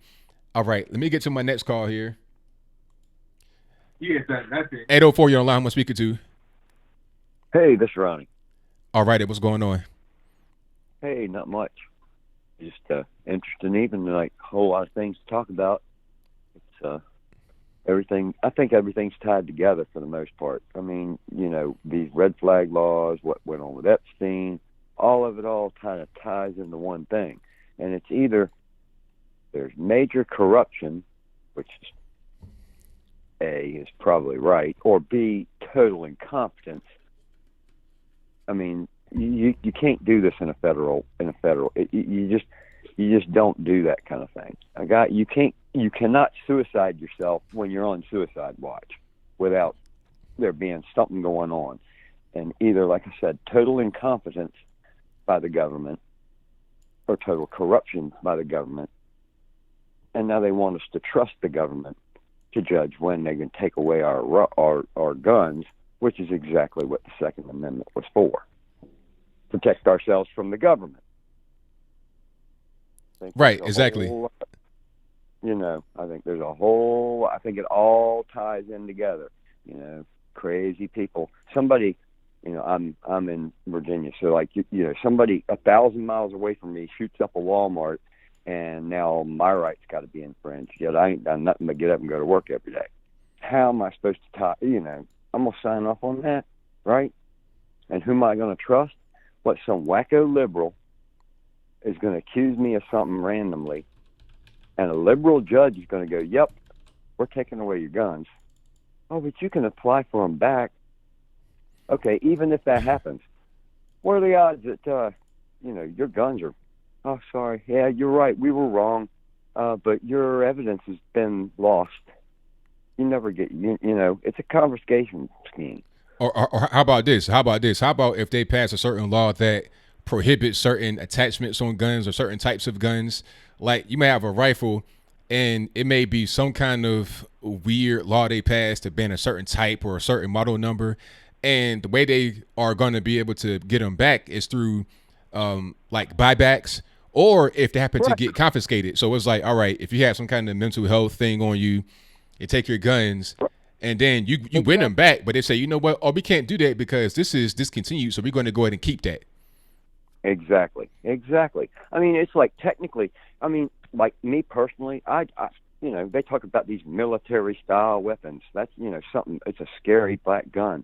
Well, I mean, I actually own an M1 carbine, a World War II. That's a real military gun, but it's a brown rifle-looking gun. It's not scary, but it's a real military weapon. I mean, it's a memorabilia. I mean, it works. Don't get me wrong, but I mean, it's pure memorabilia type of a thing. It fully functions, but that's a real military weapon. An AR-15, which, by the way, I actually do not own an AR-15. I've got an SKS, but I don't own an AR-15. But either one of those, by the same token, they're brown stock, look like a normal gun kind of gun. They're not scary. I mean, these are totally random, arbitrary. I mean, you're more likely to get beaten to death with a hammer than to get murdered with an AR-15. Correct. Honestly. 100%. I mean, statistically speaking, these things are totally arbitrary. It's an overreach, and quite frankly, this is the reason the Second Amendment is the Second Amendment. This is what it was here for. It ain't for hunting. It ain't for, shall not be infringed. I don't understand what's so hard to be. I mean, if you can read it, if you can find a liberal judge that will read in that you have a right to an abortion, how in the world do you, these rights were God-given rights. These are not rights that, the government didn't give us the Second Amendment according to our founding fathers. That was, our creators. These were rights bestowed on us. Life, liberty, the pursuit of happiness, and the Bill of Rights were not to be infringed by the government. And I think it all ties in. Like I said, that, this, who knows? I mean, Epstein, it would be the greatest trip in the world. Epstein, maybe he is alive. Who knows what Trump's been playing cards all this whole trip, wigging on the press. Imagine one of these high rollers on the stands denying anything, and then all of a sudden here they perp walk him out in a yellow orange jumpsuit because they had him at Gitmo and they thought he was dead. Right. Can you imagine the look on the face? Oh man, it'd definitely be it'd be crazy. But at this point in time, I don't get surprised anymore. Anything is possible at this point. So I wouldn't be surprised if that happened. No, me neither. I mean, I'm not saying it, but for sure. But I would not. It would not. I mean, Trump is playing 4D chess with these people, and it would not surprise me if Epstein got wallered off somewhere like Gitmo or something, and made to look like, I'm just saying. I mean, that's a possibility in all this too. It's not either he's dead or he got away with it. He may be literally in witness protection. I mean, and that's a legit. Think about that. That's right. That's right. That's it's all definitely. I'm saying. I'm with you, but I thank you for the call. I definitely appreciate you. Yes, sir, man. Take care, ABL. All right, now take care. Bye. All right, shout out to the caller. Most certainly appreciate him. The number to call is 434-658-1220. Do not be afraid to call. Let me get to my next call. All right, call you on the 917. Who am I speaking to? This is Lisa, ABL from Brooklyn. How are you? Everything is great. How about yourself? Not bad. I'd like to add a little bit of information to this discussion tonight. My girlfriend's husband grew up with Jeffrey Epstein and his brother. They come from Seagate, Brooklyn, New York, right by Coney Island. And she was upstate on vacation. So when I heard the news, I texted her. So she texted me back, and then we were doing a few texts, and then what happened was she texted me back and told me that her husband spoke with Epstein's brother, and he said to him that the brother has been, let me remember the exact words, the brother has been under 24-hour watch, for suicide. Now, the thing is this, when people get arrested, and they go to jail, all right, and they're in the cell, they take away their shoelaces and they take away their belts. So there is no way they can have anything or any way to hang themselves, all right? So the way she sees it and her husband sees it and the brother sees it is that somebody put a hit out on him, because they were supposed to be watching him and they were not. And the brother said that the camera went out, just at the time when they say he died. So, this is like really, really strange. And then everybody's saying that they found information. They opened up all his his files and everything, and they had some info because that came out on the news too. But I feel, and we all feel in our heart, that he knew a lot of powerful people, He had a lot of friends everywhere. They all wanted a piece of the action. Now, once he got arrested, these people become your enemies. They're no longer your friends.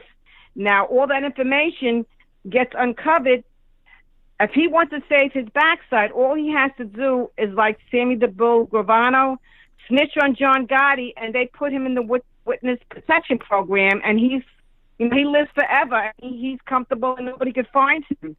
So, what thinking that he wanted to really come out and tell the truth, okay? But certain people wanted him, dead, and they got to him before, he could do anything. And like the other caller said before you, I would be surprised if he's alive and he comes out and he starts to testify, because we were saying to one another, they took him out in a body bag. Did anybody see the body? No. That's a good point. That's a good point.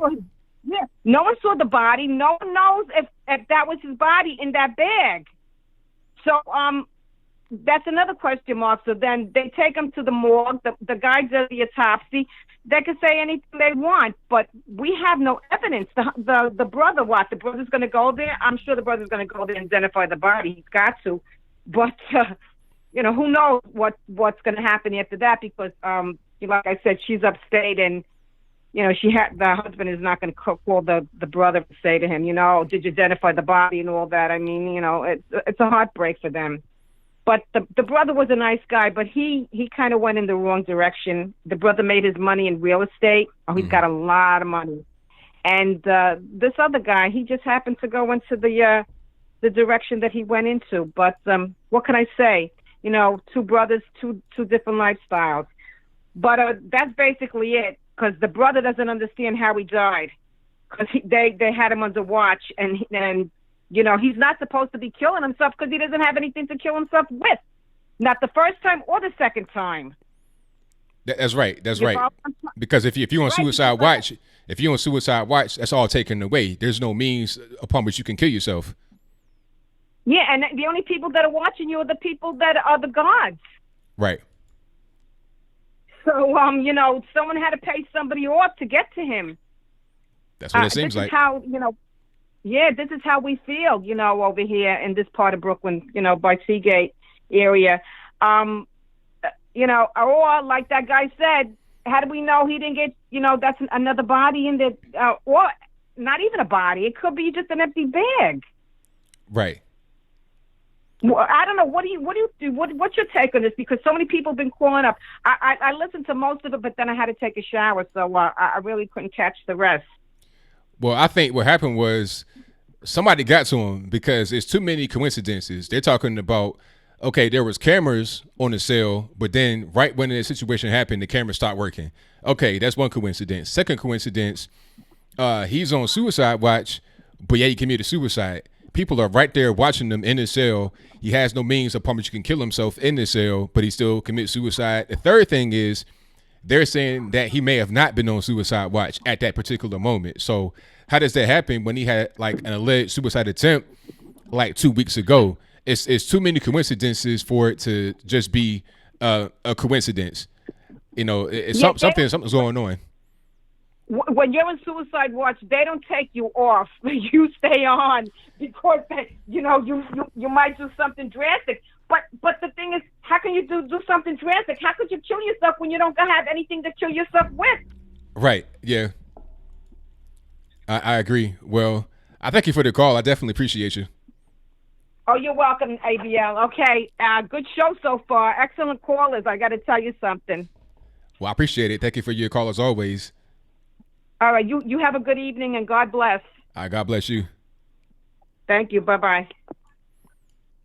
All right. A lot of great callers tonight. She was absolutely correct. And thank you to the super chatters right quick. I'm going to just read you guys out before we get to the next calls. And the number to call is 434-658-1220. If you want to call in through Skype, there is an email in the description box. I know the phone lines are jammed up. If you've been trying for a long time, please keep trying. I'm going to do my best to get you on as soon as I can. Thank you to Tony Moore, who says great show, thumbs up. I appreciate it, Tony. Thank you. Thank you to already read Henning A. Thank you to Nicole Hill, who says great call so far tonight. ABL, don't answer for Ivan. Sorry about that.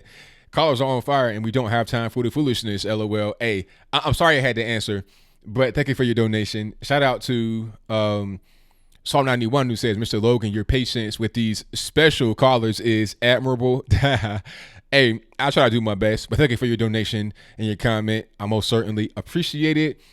All right, you guys, let me get back to the calls here. Let's go to 619. You're on the line. Who am I speaking to? Sorry about that. 619. Hi, Anthony. This is Sharon and Tom in San Diego. I've been working on getting in tonight. This is a terrific show. There's so much going on, and so many people are paying attention. Americans aren't stupid anymore. Thank goodness for all these crime shows, because we can start to kind of piece things together on our own. So first of all, I will say that in reference to Jeffrey Epstein, I've heard a lot of people say they were surprised he lasted this long. I'm another person that thinks the same. That thinks the same thing. And I remember that everybody went after Acosta because he was a federal prosecutor in Miami. And then they tried to link him to Donald Trump. So we know what the linkage was. It didn't go that far, but they kind of dropped some tidbits when they kept asking the question, how come he got such a sweetheart deal? To where he could go put his little ankle bracelet on, he could trot out, he could still probably go to the socialite parties in Miami and all that other stuff. How did that possibly happen? Well, I found out, I researched a little bit, that the sweetheart deal was given to him because he ratted onto Bear Stearns employees. They were hedge fund managers. One of them's name is Siafi, the other one is Tannen. And like I said, they were hedge fund managers. And Epstein was a hedge fund investor. He was an investor. So he gives them up. I think they kind of dawdled around from 2008 to 2009. And guess what happened in 2009? They were acquitted. They got off. They were acquitted. But we don't hear anything about the sweetheart deal.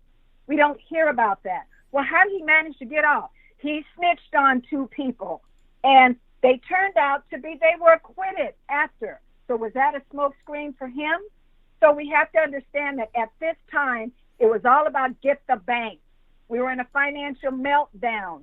It was get the banks, get the banks, get the banks. And this was the fervor, let me slow down, fervor for the American public, because so many people ended up losing their homes, foreclosures, losing their jobs.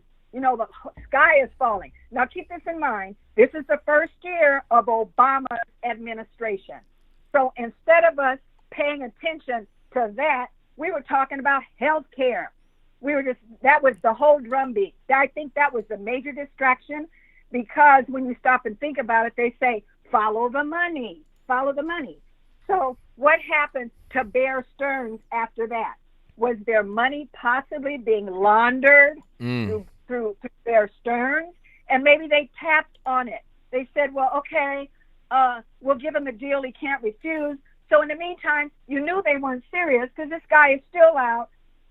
Giselle is recruiting young women. He's still rubbing elbows with people in Florida, high, whatever. So he's feeling like he didn't do anything, because he was just put on hold for a little while, just for a little while. But he still had all these people enabling his behavior, because they knew what he was doing. But guess what? Another thing is, the lady before said, well, all his friends left him. He never had any friends. He was getting the scoop and the dope on people. So when he needed to have them to help him, they would do it, because he had dirt on them. That's what that's about. If you go back and you read a little bit about him, his parents were not rich. They were not rich. So maybe I don't think they had enough money for him to go to private school. But Jeffrey was gifted in a way. Jeffrey was good in math, probably almost a genius. So he could use that to help him get into areas in private schools where he's tutoring. He's tutoring these rich kids, these rich parents' children. So therefore, he's helping them, a lot of their children, prepare to go to college. And he's hobnobbing. He's moving. He's networking. And this is how he basically got over. But let's remember something again. Always follow the money. So when you hear about the sweetheart deal, he gave up something to get out of jail. So evidently, it must have been very important because they wanted to get the money. And by doing that, he was still able to go out and do his thing. Right. He's still enabling his behavior. So this is the one thing I can say about the American public. We are not dummies any longer. All these crime shows that we're seeing now, we know about the DNA. We know about the cameras. We know about ingesting things that you can't poison, you can't detect. So I was going to come in tonight, and my original question, Anthony, and for a lot of people out there, they were holding it too. Where's the body? Is he really dead? Is he really dead? As the lady said before, they had him covered up. That could have been a dummy up under there. We don't know because he has so much information that affects internationally, government, heads of government. A lot of people they're not young enough or old enough to know, but England's government was brought down in the 1960s by Christine Keeler. She was a prostitute. She was dealing with the prime minister. She had a call girl ring. Oh, yes. And that just about broke England's government down. So it's the oldest profession in the world. But then again, it's unfortunate children are involved now. Instead of women, they're using children. And again, this is international. We don't know. Jeffrey went to Thailand. We know they have a lot of child victimization there. We know that. These poor countries with these children that their parents are poor. They don't have anything there. They go off with the parents some trinkets, a piece of land, and they take the kids and they're sexually exploiting them all over the world. Yes, they are. And so I'll say this and then I'll be off. I thought it was interesting when they were talking about Pizzagate. A lot of people know what Pizzagate was. They were talking about John Podesta's brother. When they walked into his house, they looked at all this erotic paintings in his house. There was a lady that said she went into Jeffrey Epstein's place. What was she greeted with? Exotic, erotic pictures on the walls. There's a pattern here. There's a pattern. And it's bad to say all rich people aren't freaks, but a lot of them are freaks because they have the money to do whatever they want to do when they want to do it, however exotic and different and perverted it might be, because they're in the position to do that. He had no friends. He had none. He just had people he used. He got the dirt on them. He found out their little idiosyncrasies that they like, and he kept all of that. But that was to help him hobnob and rub shoulders with and be able to call names. And I don't know if anything's going to happen with this. I know that I suspect it's going to be drawn out. Right. Drawn out like Mueller. Drawn out. But remember, the Democrats still have that strategy on their hands. This is when they're going to try to milk to death. But unless somebody comes forward, whether it's somebody in the hospital, police officer, ambulance driver, somebody in jail, unless somebody comes forth to give us info, we might not ever know. But this is what it is. I mean, and I don't like to say it's the new normal. I don't mean to cut in, but I got to get to some more calls. But your call has been great. Okay, Anthony. Thank All right you.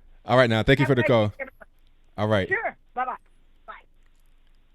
A great call. I ain't want to cut her off because she was on fire, but I got to be fair because the lines are blowing up and I got a limited amount of time. But that was a fantastic call. She'll call back again, of course. And if you're listening, caller, you got to call back again because that was a great call. But I got to get to some more here. And you guys on the drill, the number to call is 434-658-1220. Thank you all for being on the line tonight. I really, really appreciate you. Super chats on deck. I think we got some of those. I might read those in a moment. Let's get to this next caller. All right, unknown number. You're on the line. Who am I speaking to? Hey, let me put you on mute. Hey. Everything's great. What's going on? I'm doing good. I have to say I believe that Epstein is alive. CNN reported a while ago that he had different passports that had different names on them. So of course, now in the situation where, supposedly he committed suicide on suicide watch, which is basically impossible. This man is out here basically just living a life under another persona. Going back though to the guy that called from Virginia, and you guys were talking about the gun laws and stuff, like, I do believe, like, we need to have better control over guns.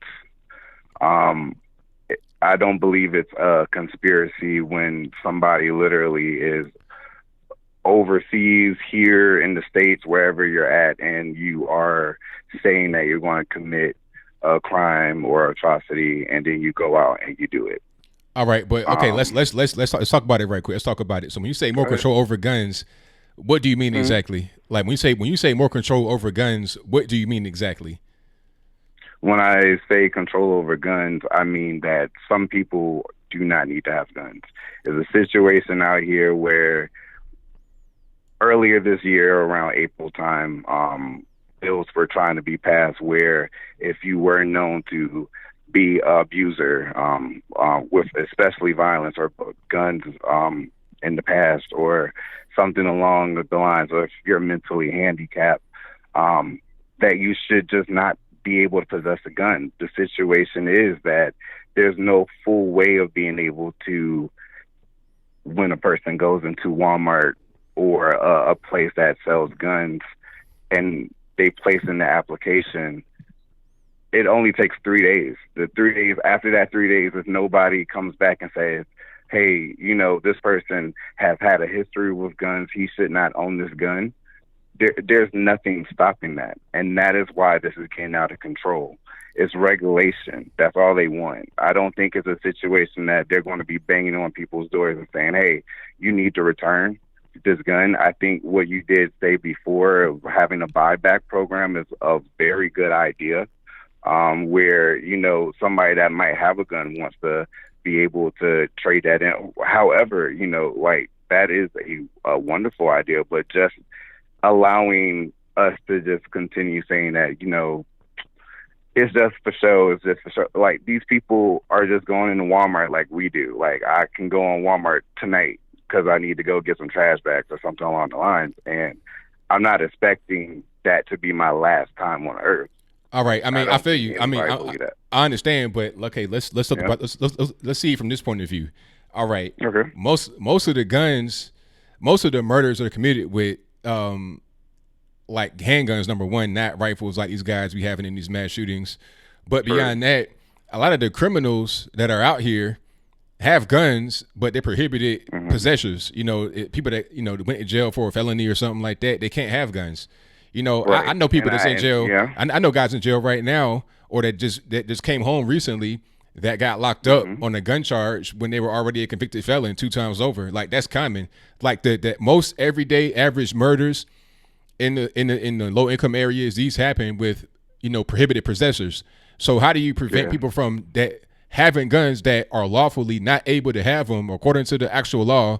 They can't have guns, but yet they still have them. What do you do about that? I think we need to at least start with the first thing, is to at least stop them from getting the guns in people's hands that shouldn't have them and that are actually going legally and applying for them. I mean, I understand that. Hold on. I'll let you talk like you let all your customers, and it's all good. Like, I agree with you. It is going to be extremely hard for somebody that should not have a gun that just happens to come across the gun. It's extremely possible, it is extremely possible, but it's extremely impossible for us to know how to stop that. But what we're trying to at least get at is that, hey, if you have a mental disability and you go into Walmart and you apply for a gun, you don't get a gun in 3 days because you fell through the cracks. But then also, like, going on to the situation with the illegal immigrants. But hold on, hold on. But before you go there, I mean, my question was, how do you stop those that are prohibited from having guns from having them, that always seem to have them? Is there an answer for that, or is there no answer for that? For that, I honestly, sir, I don't have no answer for that answer. Okay. Because, again, like, that is something extremely hard. unfortunately, I don't want to get too far because I do want to talk about the illegal immigrants. Oh yeah, go ahead. You know, because you do have a lot of stuff like that. But I feel like, you know, sometimes we are our worst person, and we are allowing things like cameras, smart cameras all over these places, ring doorbells, trying to get people a snitch on people for them to get a credit for their ring doorbell credit. Like, I feel like we're going to be our own downfall in that. So I can't tell you how we can possibly stop that right now. But again, just going back to the legal ways of people being able to go and get a gun. And I mean, I got you. I mean, Amendment, I understand. The Second Amendment. Sir, I understand. But Amendment. sir, listen to me. I understand what your point is, but we got to get to the next point because we got limited time. Okay, that's cool. So illegal immigrants, as a black man sitting on this show and being able to be a voice for people, I understand when it comes to saying that when you do something illegal, then you should be in trouble. And yeah, you can go to jail, and that's when you get separated and blah, blah, blah. I understand that. But when you're saying that these people are coming to drop their child off at daycare or school, and then they're snatched up and they're never seen again, that's kind of abrupt. You have multiple cases where there are little children that are legal here that have been picked up and haven't been heard from for 2 weeks, 3 weeks, months, and they're legal residents. They have passports, they have their ID, and they're caught up with people that are a part of the illegal immigrants. Okay, And so you're why saying are they? that it's Hold on. okay Why are they? I don't know anything about that, so I don't know anything about anybody that's a legal Well, it's citizen. all in the news. Hold on, Like, sir. I got it, situation sir. you Let me watch talk, the news, sir. Go ahead. I don't know anything Go ahead. about anybody that's here legally getting snatched up, and you don't hear from them for weeks. So, I mean, is there a case? Hold on, sir. I got it, sir. I gotta listen. You're muted. I got to be able to express my thought, and then you can respond, so we can just have a conversation that way. Right, and I'm very sorry for that. Go ahead. That's all right. So my question to you was, can you cite any case where that's happened? Because I've not heard about that. I watch news every day. Again? Hold on. Let me finish. Okay. I watch news every day. I read news every day from multiple sources, left, right, center, Okay. alternative. I've not heard about anybody that's legally here just being caught up in some kind of dragnet and not being heard from again. So can you cite a case of that? And just one case would be fine for me. Do you have at least 30 seconds for me to be able to I got like 10 seconds because we live on the air. You already at 8 minutes. Well, then again, you can get on YouTube. You can go ahead and search on Fox. You can get on CNN. You get MSNBC.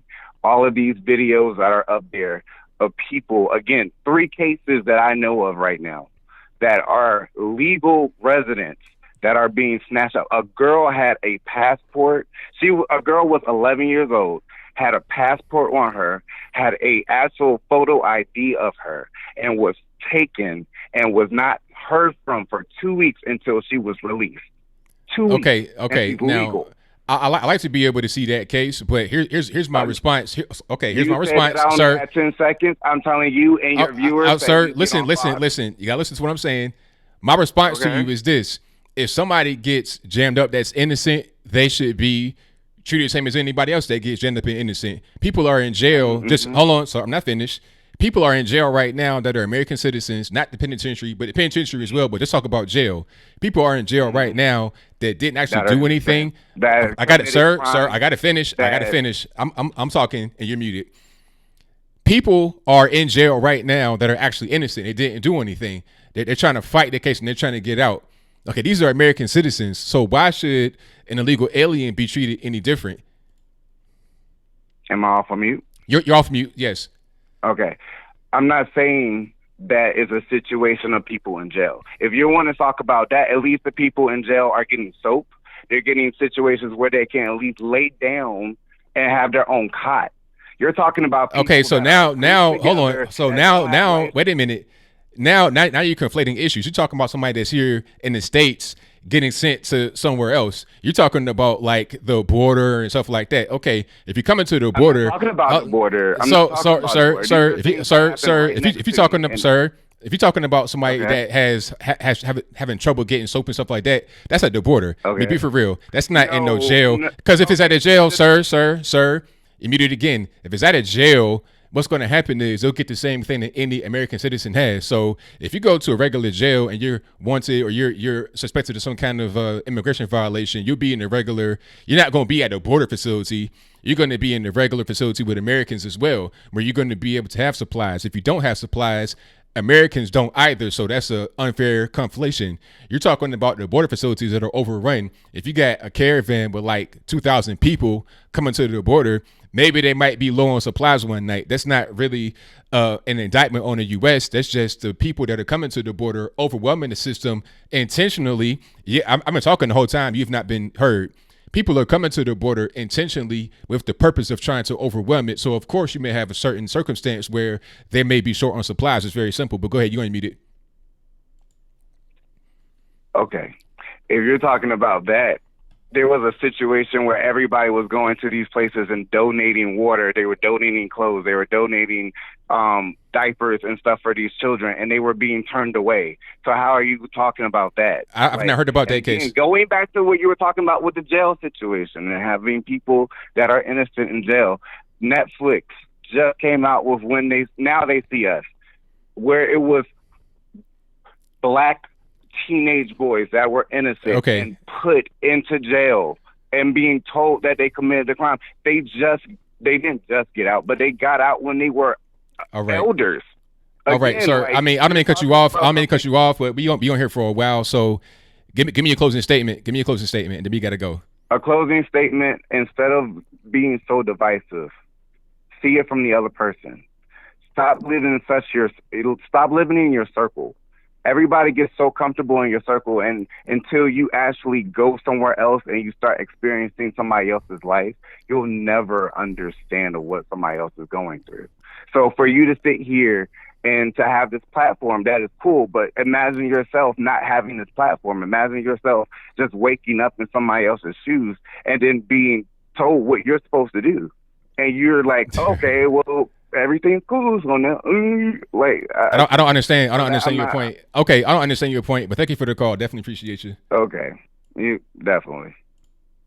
Now, okay, I'm gonna address what he said. Then I'm gonna get to the next call. He was on too long. I'm sorry about that. But anyway, like maybe he's assuming that where I come from, or he's assuming my background. He's saying, get out of your bubble. Well, first of all, I was a liberal for most of my life until my mid to late 20s. So I was on that side of it. I understand what that is. Second thing is I grew up no money, poverty. You're talking about one pair of shoes, a year or every 2 years, shoes too big, barely enough food. I've been there. I've seen so much. I've done so much in my life. If I wrote a book, you'd be surprised. There are things that I've gone through that most people have never even seen before in their life. So I'm a well-rounded person from a lot of life experience. You can't just assume that I'm one kind of way because I'm conservative and I talk about certain things. You got to get down to really understanding who I am. You got to know me. You can't judge me without knowing me. If you are a criminal, you're breaking the law, I'll judge you for that. I'm not judging you as a person or your character. I'm just saying that you're a criminal. And if you're a criminal, you're breaking the law. Let's have the laws be fair to everybody. And you can't just say because somebody's here illegally, they deserve better treatment than American citizens. Okay? As simple as that. People are in jail right now that are innocent and didn't do anything, that are American citizens, whereas a big clamor for them to come home. But people that are here that are suspected of being illegal and they get jammed up, which I don't know about happening, you want to cry for them? They won't be crying for you, black man. But I digress. So I don't want to get too far into the soapbox. But let me get to my next call. 214, you're online. Who am I speaking to? 214. 214, what's going on? I can't hear you, boss. Hey, what's going on? Hey, I was just seeing. Oh man, the first time talking to. Oh wow. Hey, what's going on? Okay, let me just go try to do quick as possible. I just seen the live video about the guy that just. Apparently about the immigration. I think, in my opinion, about the situation, it's okay. I'm giving you an example for me real quick. I used to be in the Dominican Republic. I'm in the Dominican Republic right now. Okay. In order for me to go to Dominican Republic, I had to have a passport. I have to have documentation. And any other country require you to have a passport or some kind of documentation. So, and I've been living here for 2.5 years. I mean, and I don't understand why everybody's complaining about, okay, let them have open board. Let's have open borders. Let's have open borders. But they have not had any documentation, no information to seek asylum or go through what they go through. And I see a lot of Dominicans out here. They're busting their butts off trying to go to America, but they doing the legal way. They're not going hopping the border.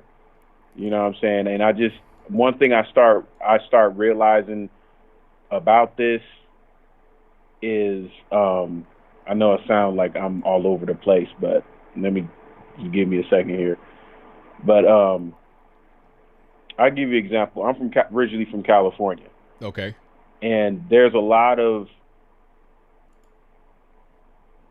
illegals over there. They'll be hiring the illegals before they hiring anybody else.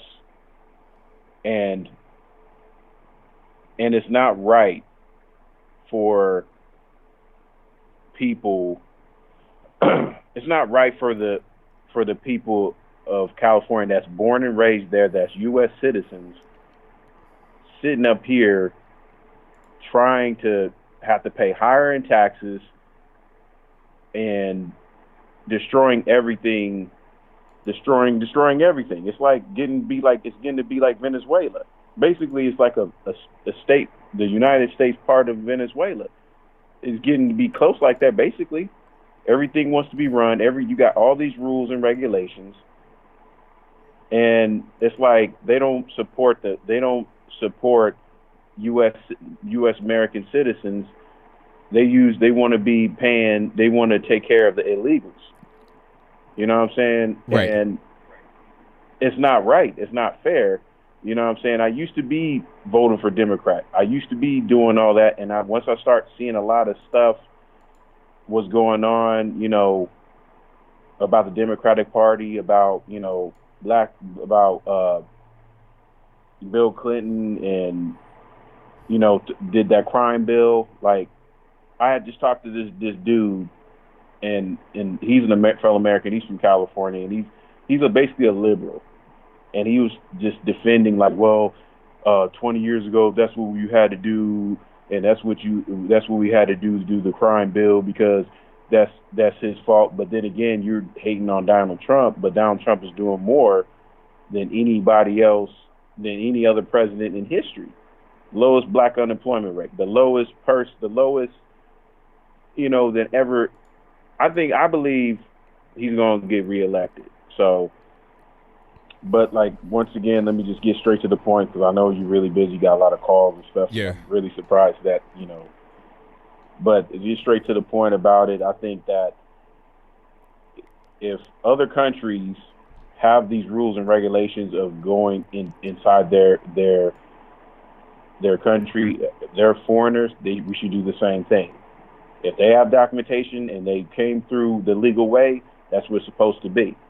100%. I'm gonna jump in right quick. I mean, I'm with you on that because you go to any of these countries, you go to Nigeria, you go to China, you go to Japan, you can't just come into the country, do whatever you want to do. Yeah. I mean, certain places in this world, you try to come in through the back door, not coming legally, you must run to get murdered. You get killed at the border. Jail. You go to jail for life. If you're lucky, you go to jail. They might just kill you right there on the border. Try to go to North Korea from South Korea, just waltzing across. You get shot on the site. So people just have a really weird sense of the world. They don't understand the way that reality is. So that's just that, man. And I'm a former Army vet, right? And I'm thinking of it in a military perspective, right? Look at 9/11. We might be maybe a person from Afghanistan or somebody else might creep into the creek, because they got the same complexion as the illegals. They might come through and do a bombing or something like that, and we don't even know about that. So it's not about, oh yeah, don't let the kids do this, don't let the kids. But think about in the military perspective. Yeah, it sounds, oh yeah, let them be free, but we don't want to end up having another 9/11. So I'm thinking of it in a military perspective, and I mean, yeah, the children, yeah, you got to but at the same time, you can't. It's. I have no shame into that. I think the illegals I'm with you. the illegals need to be back to their country, just like Donald Trump talked about. You need to go to the original country, the third country, or whatever it is. You need to go there first to seek asylum. You don't need to go through all this. You don't need to hop the border and say, well, I need to seek asylum, because a lot of them, is lying and falsifying, and you taking away the government. Like, I'll give you another example. Hold on. I mean, I'm sorry to cut you off, but I got a lot of calls on the line, so I got to get to a few more, man. So thank you for the call. I definitely appreciate you. Appreciate it. All right. Thank you. All right. Shout out to the caller. I'm going to try to get everybody on as soon as I can. Y'all guys just hang tight. All right. Let's get to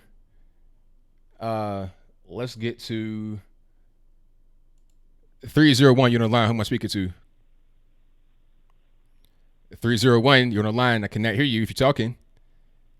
Going once. Going twice. Sorry, 301. I couldn't hear you.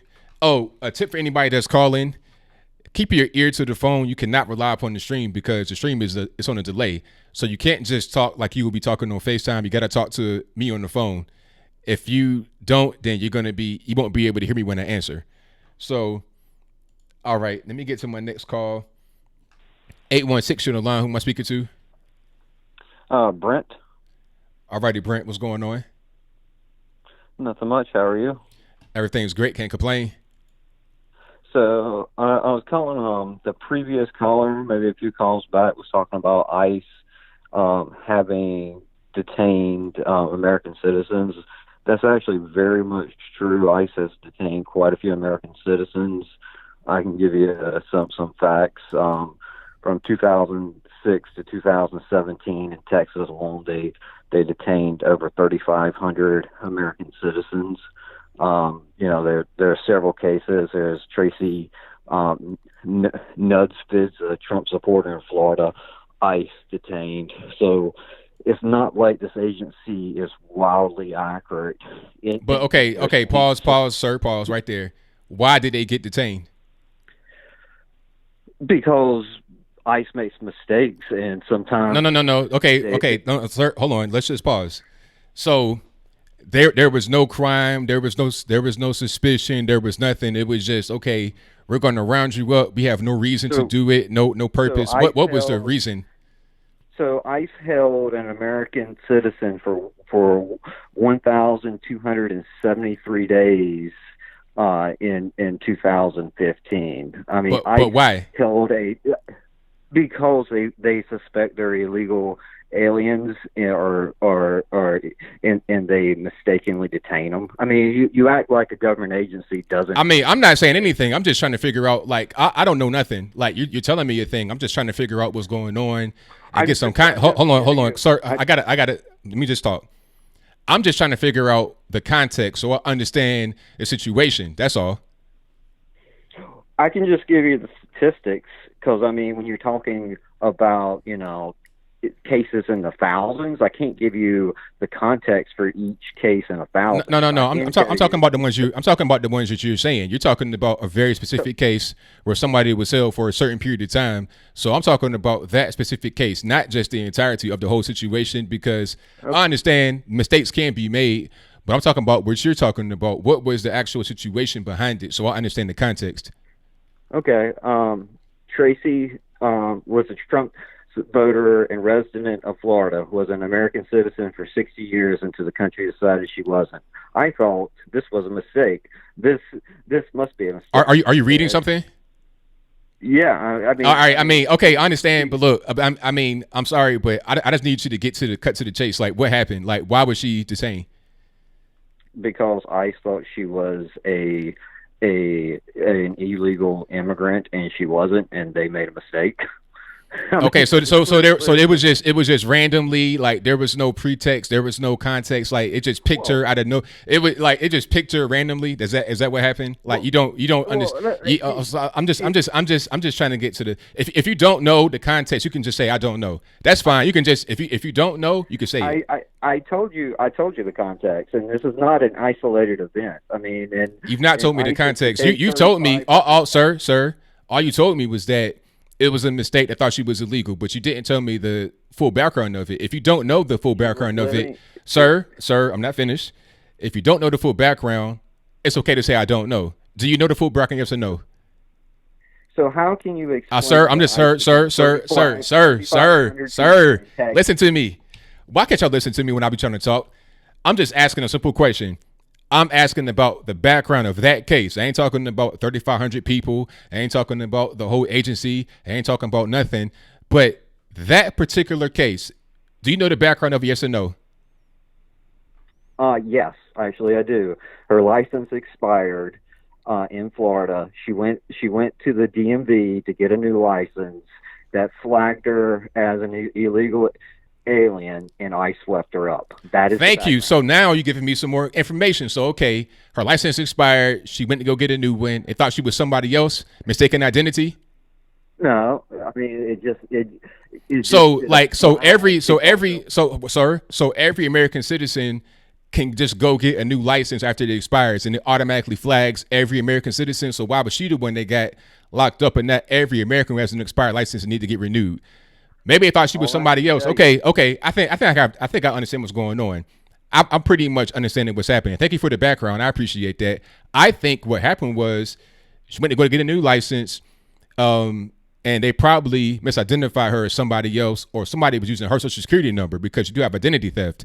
An illegal person could have been using her identity, and then when she actually tried to get a license, that may have flagged the system, and it could have been a mistake that way. See, that is context behind it. I'm not saying it's okay, but we got to understand what's going on. So we can't just say, oh, well, they locked her up for no reason. Let's get to the context of it. But is there anything you want to add on that? 'Cause I got to get to the next call.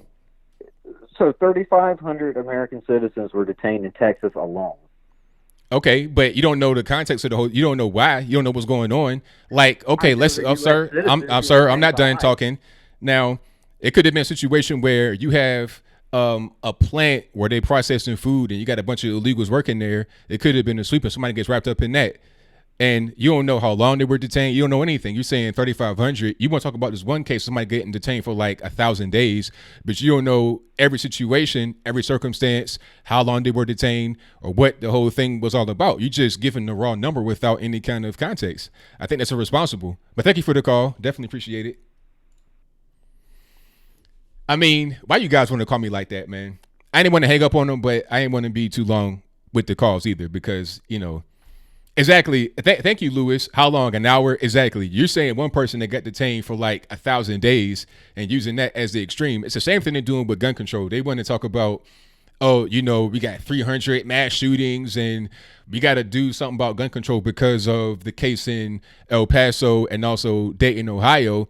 You're looking at the extremes to justify gun control, and you're using the 300 number for cases where people didn't even get killed.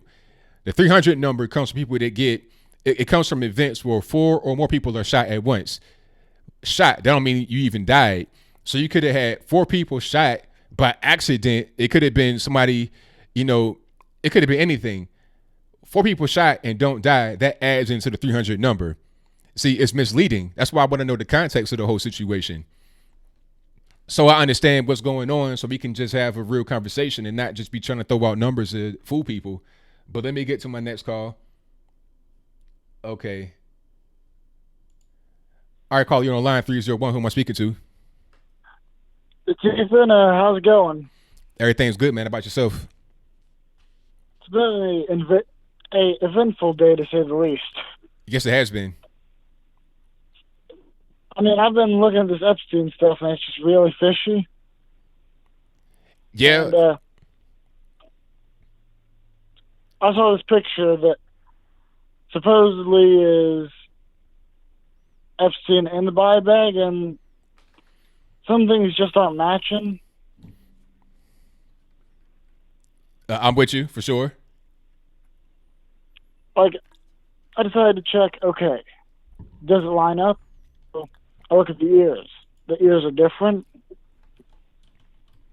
So I'm thinking it might be a stunt double, or, well, not stunt double, but, bi double, like a lot of famous people have. Yeah, that could be the case. It most certainly could. I'm a rich influence people. Why wouldn't you have Sorry, something get out there? Yeah, I'm sorry. Your phone was breaking up there. I couldn't hear you. Oh, sorry. I was saying that when you're that influential, why wouldn't you have someone who could get you out of there? Oh yeah, I mean, with that much money, I mean, money can pretty much buy anything. Ain't that the truth? Yep. It's honestly been a exhausting day with all this. Yeah, I mean, and we're just getting started because this just happened, and there's a lot of people that were implemented in those unsealed documents. So we're going to see. Yeah. I mean, you're talking about leaders of nations, very high up people, scientists, people that really control a lot of your everyday life in one way or another. If not in the big way, maybe in a small way. Ain't that the truth? And what's funny is the other day I'd been talking with my grandpa, who he's never had access to the internet, but he seems just to know this stuff. And he's talking about this stuff even before it was released. I'm just like, how do you keep getting this stuff right? That's why there's some people out there just, I don't know if they're doing their own research or what, but yeah, very impressive. I can't really call it, man. But hey, I got to get to some more calls. I thank you for the call, man. I definitely appreciate you.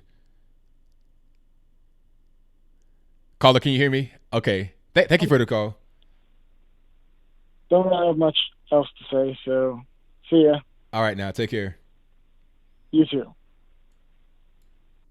All right. Shout out to the caller. I was having a hard time hearing him. I think his phone might have been kind of cutting in and out. But thank you to all the callers. Most certainly appreciate you guys. And shout out to the super chatters right quick before we get to some more calls. I see you guys calling in. I'm going to try to get everybody on as soon as I can. Shout out to everybody. Hold on. Let me see. Thank you to BDB, who says support your favorite YouTube hosts or we may lose them. Every penny helps. Thank you for that. I most certainly appreciate you and for your kind words. Thank you to Jess, who says, yes, support Anthony with the heart and the hug. Thank you for that. I appreciate it. Thank you to Adam Anglin, who says, ABL, appreciate your donation. Thank you to Harry Henderson, who says, shall not be infringed. Ain't that the truth, brother? Thank you for that. Thank you to Julie Mandarin, who says, America, we are being invaded internally and externally. Illegals must go. Socialists must go. Ain't that the truth? Thank you for that. Thank you to VVS1 Loose Stones, who says, hashtag Trump 2020, hashtag Blexit with the fist. Thank you for that. Loving the hashtags. Appreciate your donation. Thank you to Malia. Hopefully I didn't butcher your name, who says, sending this to go to next caller. Thank you for that. Shout out to Miss Novak, who says, it's Friday. I had a few drinks. Anyway, you're this nation's hope, ABL. I grew up poor on welfare. I worked my way out. I don't want to go back. Hey, I'm right there with you. I can relate. And thank you for your donation. Definitely appreciate it. Thank you to Tom Youngjohn, who says, great video live stream. Thank you for that. I appreciate it. Thank you to Fred Hugert. Hopefully I didn't butcher your name, who says, you're the man, ABL. Thank you for your donation and your very fine words, your kind words. Thank you to Kevin Duncan, who says, got merch? Yes, I do. The merchandise is in the description box below. Also in little carousel boxes up under the video. I have these hats for sale. And I have these flags for sale in the description box. It's a link to my man, bhedesigns.com. But the merchandise is on my store on Teespring. Again, it's on the description box, also in little boxes under the video in the carousel. Shout out to Psalm 91, who says, a lie doesn't become truth, wrong doesn't become right, and evil doesn't become good just because it's accepted by a majority. Booker T. Washington, excellent quote. And thank you for your donation. Most certainly appreciate you. And you guys keep on calling. I got about 40 more minutes left. The number to call is 434-658-1220. I do read the comments, Lee Menace, when I can because I'm so busy doing this stuff. But one thing I will say is that I want to shout out to the haters out there. If you've been in the chat for 3 hours hating, you must be a fan. So thank you for watching. I appreciate it. Let me get to my next call. Nippin, what's going on with you, man? Well, I am a bit skeptical about Epstein. Me too. Suicide. Right. It was no accident. I think he was murdered. That's what it seems like to me. Because something must have been poisoned. Yeah, I mean, hey, that's what it seems like. It's definitely something fishy here for sure. Yeah, must have been one of those Clinton body counts again. Yeah. Must have been a Clinton job. I mean, it could be anybody. It could have been the Clintons. It could have been some of the powerful people that were mentioned, because you had some documents that got unsealed, and you had Prince Andrew in there, because he was Prince Andrew? Yes, Prince Andrew. Mm-hmm. Okay, that's a first. I think other prime ministers of different nations, somebody in France, a high up person in France, could be Macron. I don't know. I doubt. I don't think it'll be Macron. He don't seem like the kind of guy that would do that, but it could have been anybody. Besides, I want him out, Macron. Yeah. Look, we've already got, Johnson, you've got Trump. Italy have Matteo Salvini. It's about time, when the next French election comes up, they should get Marine Le Pen. Yeah, that's what I want. That's what I wanted to win last time. Yeah. Back then the world was a little less conservative, though. Who knows? She might win this time. That's definitely possible. In fact, she has managed to do what a lot of other right-wing leaders haven't. Mm-hmm. She has managed to get a lot of Muslims. Yes, I'm not making this up. She's managed to get a lot of Muslims to support her policies. Oh, really? Yep. I'm not making this up. There's like a part in France in which the Muslim community have there's a whole community of them who actually support her ideas. Okay. And who believe, like the Imam, the Imam of Peace. Yeah, I've seen them a lot on Twitter. Yeah, there's a whole community of them in France. Okay. And Mississippi and illegals, they shouldn't be in the same sentence. It shouldn't be, but they're everywhere, all over the United States. How did they manage to get into a state as red as Mississippi? I mean, you got some employers there doing things, and you got people that just do it. I mean, even if they're not employed, you also have people just coming into an area just under the radar. Their governor is a hardcore conservative. Why is he not doing anything about it? Well, unless he's a rhino in disguise, then I can understand. Well, I think what he did do was allow ICE to do their job, because in some places ICE are not really they're not allowed to access certain things. I think in Chicago, the mayor, Lightfoot, she prevented ICE from being able to get information that they needed to conduct some raids. New Mexico, the same thing. So I think the main thing is just allowing ICE to do their job. But as a governor, you can only do so much. Yeah, that is true. But there's only so much you can. Yeah, there's only so much you can do. But look, I bet you any money Joe Manchin would have, if he was governor of Mississippi, despite being a Democrat, I bet he would have been a little more hard. Well, I mean, I'm not sure what else he could have done except for what he did, which was to allow ICE to do their job. That's the main thing, because some of these governors are getting in the way and preventing the deportation process from being able to take place. Yeah, mostly Democrats. Correct. Yes. But then there are some Southern Democratic governors who would support this, whatever you call the ICE. Well, yeah, of course, but it's becoming less now because of the rhetoric from the left. The left says you can't, help ICE. You can't be in favor of deportation. You pretty much just got to have open borders all the time, 24/7, no matter what. And now moving on to Joaquin Castro. Now doxing. I mean, sorry, this is borderline doxing. It pretty much is. I mean, because he said the information was public, but the problem is he did it in a way that was intended to harass and target people for harassment. So, that's what the purpose of doxing is. So it was pretty much like that, although it does not fit the exact definition. Yeah. Yeah. Two brothers. Him and Julian remind me a bit about a British TV comedy duo called the Chuckle Brothers. Okay, I never heard of them.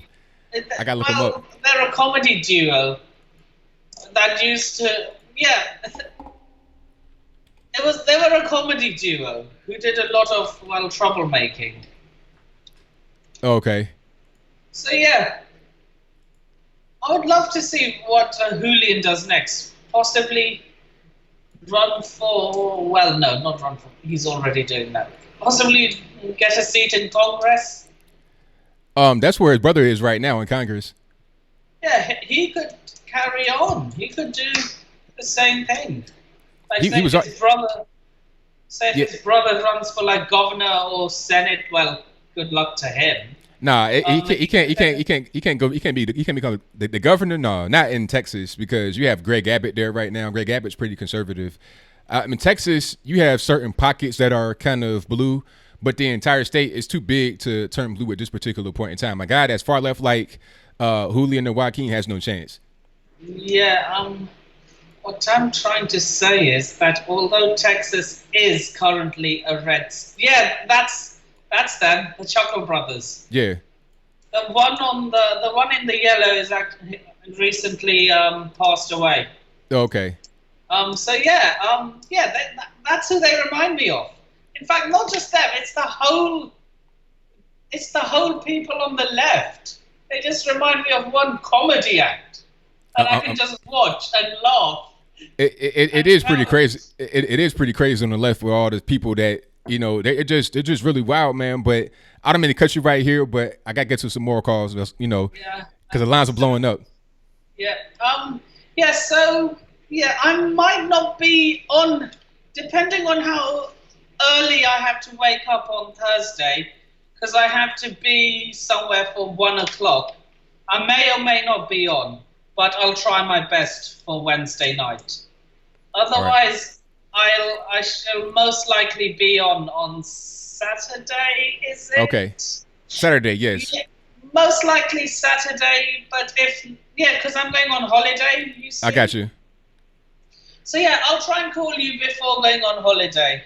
All right, sounds good to me, man. Thank you for the call. Definitely appreciate it. I'll probably see you in a week or two. All righty. I shall see you most likely on Thursday. All right. Thursday your time, Wednesday my time. Thank you for the call, man. Definitely appreciate you. Yeah, I shall let one of the moderators know if I can't. I got you. All right. Well, I got nipping. I got calls on the line, man, so we got to wrap it up. See you then. All right, now. Peace.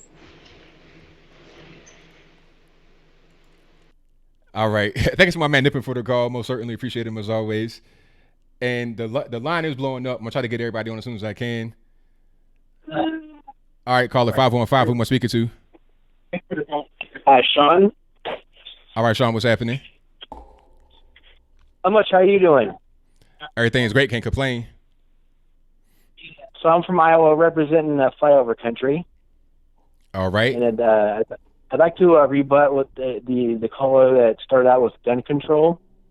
Yeah. There's 300 federal gun laws on the books. There's 20,000 plus state gun laws on the books. So by using that kind of logic, like, well, we need some more gun control, saying that those prior laws aren't working. Correct? Correct. So I mean, that logic doesn't. I mean, it's nonsensical.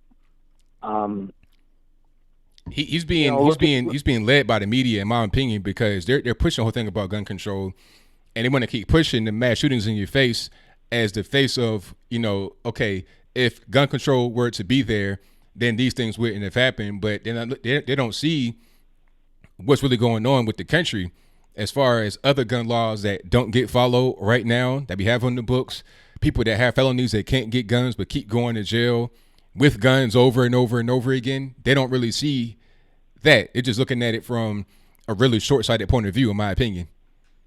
Oh, absolutely. They're using that logic to the end game is to confiscate, to ban all guns. That's the end game. Anybody that's a supporter of the Second Amendment, that is, that's a gun owner, they can see it. That's what they're pushing for is banning the guns. Period.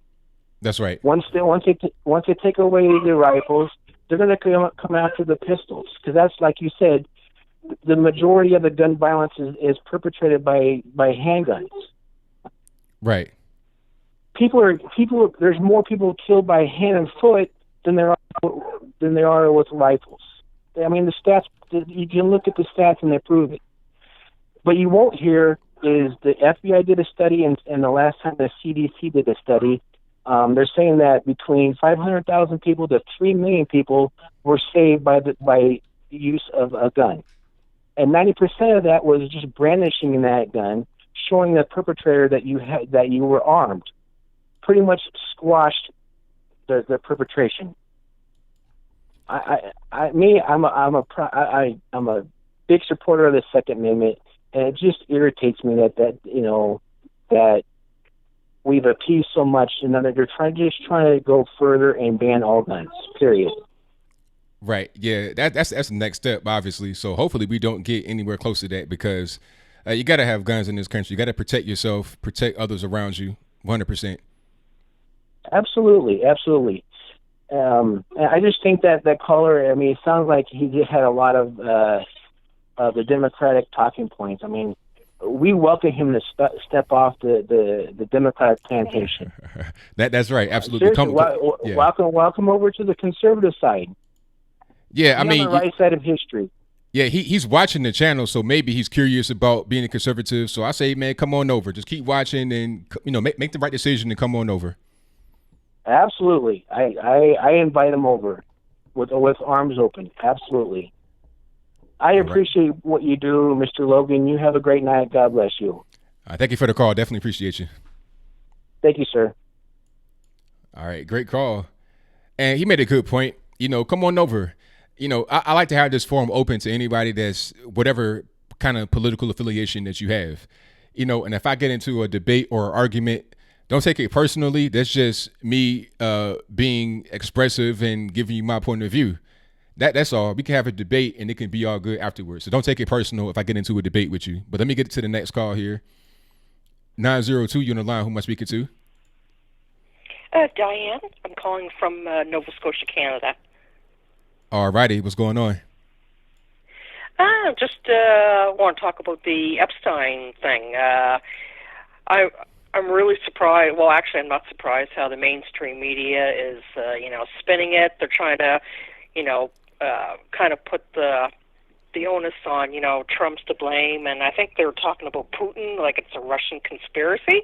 And, my boyfriend and I chat about it ever since, he's been arrested. And it was funny, the very first day that he was arrested, I said to Mike, I'm like, he's not going to live to see a trial, right? There's, too many rich, powerful people that are, going to do him in before he even gets to trial, because they're afraid that he's going to, sing like a songbird and start naming names. And, you kind of see where I'm going with this, right? Yes. I don't believe the scenario that, he committed suicide.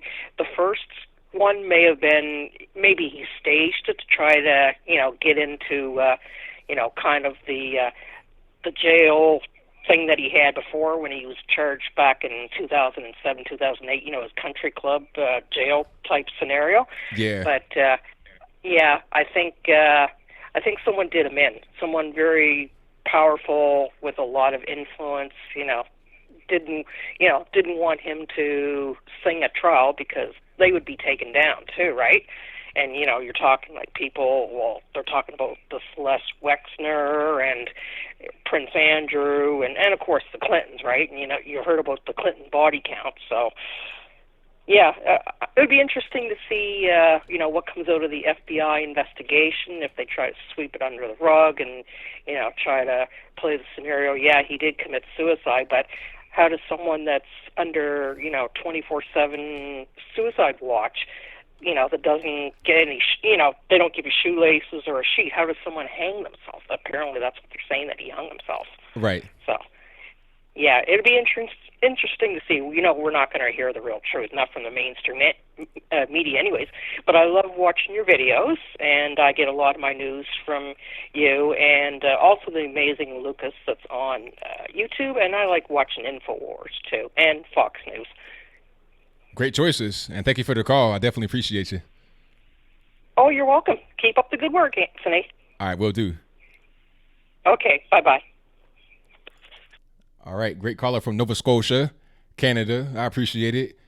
And the number to call is 434-658-1220. If you're just not coming in, please give the video a thumbs up. I'd appreciate it. Also, share. If you are not subscribed already, please do so. Hit the subscribe button right now. And right beside the subscribe button should be a little bell. Click that bell to get notified whenever I go live or post a new video.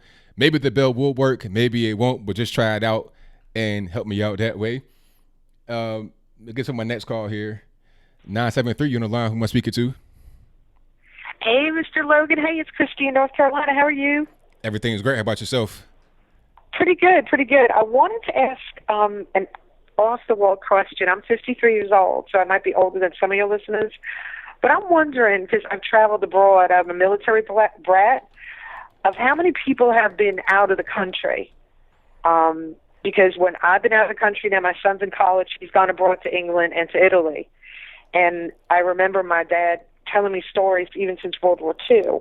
Like I said, I'm older probably than some of your, your listeners and viewers. I love your videos, by the way.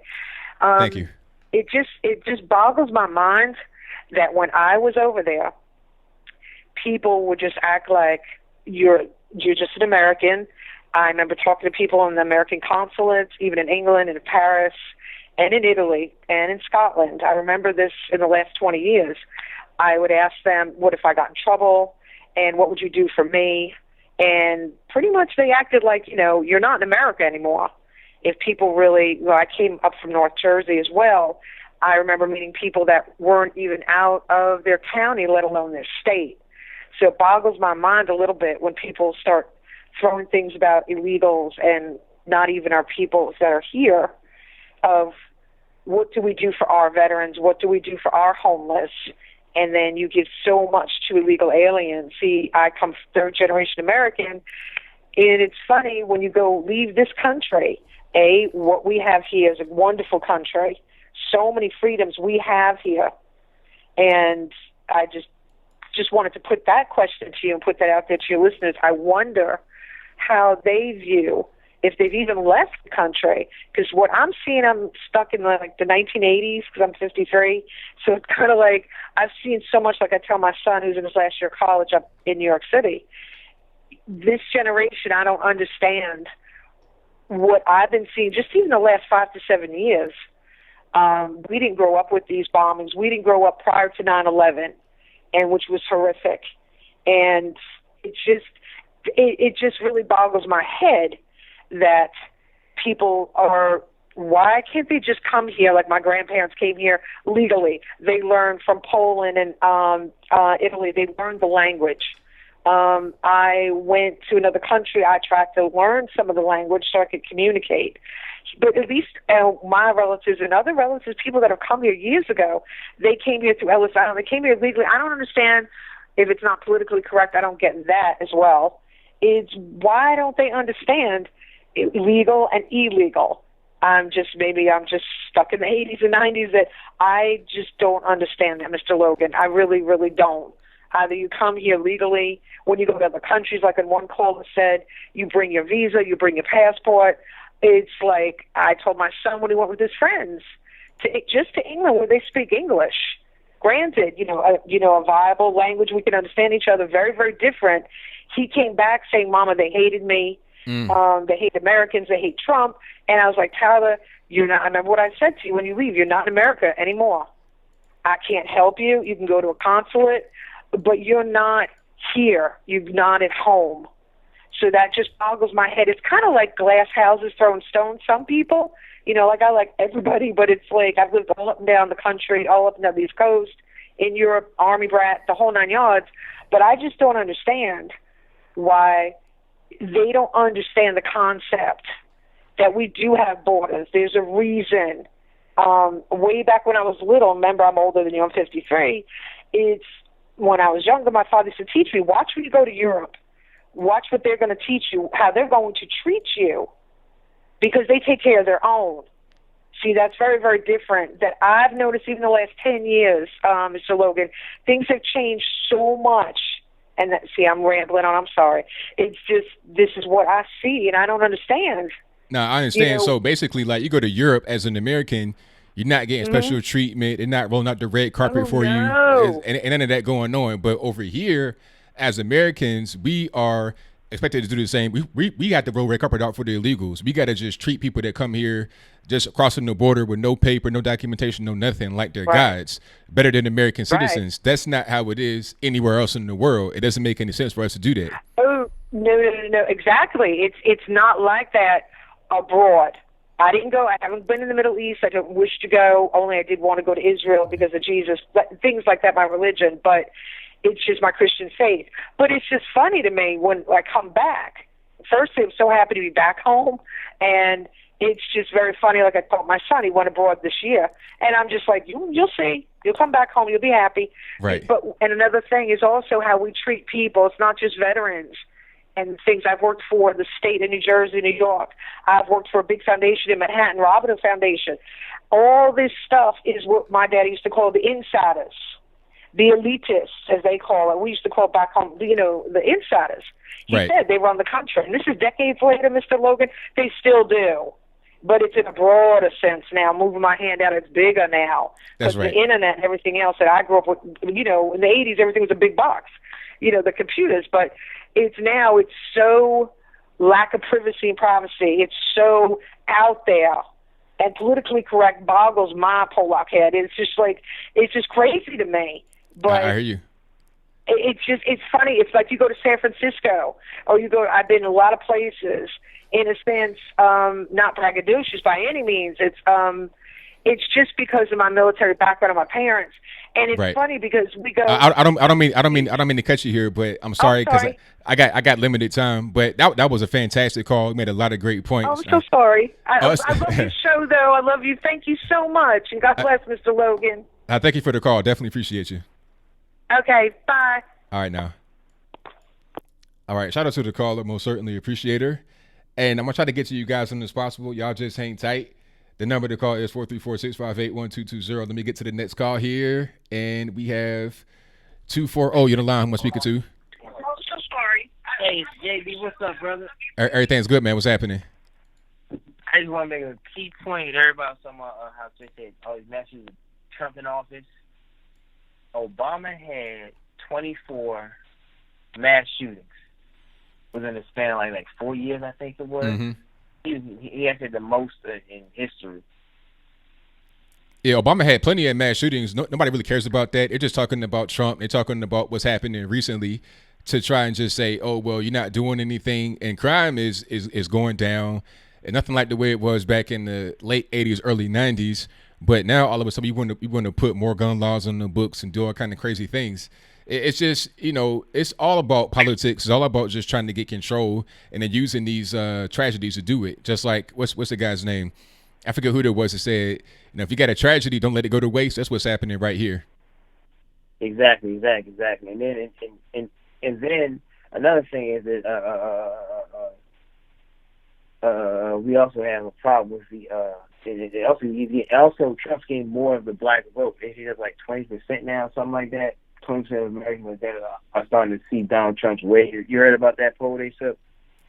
What, as far as the black vote support going up for Trump? Yeah.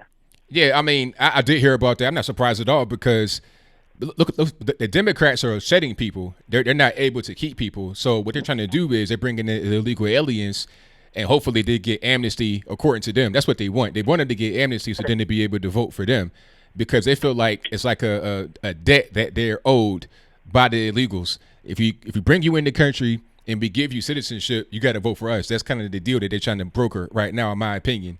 They're already trying to do it in California and San Francisco. They're voting in small elections, and they're going to just try to transition that into the national elections. That's the deal, because they know that they're shedding regular, everyday people because they're too extreme.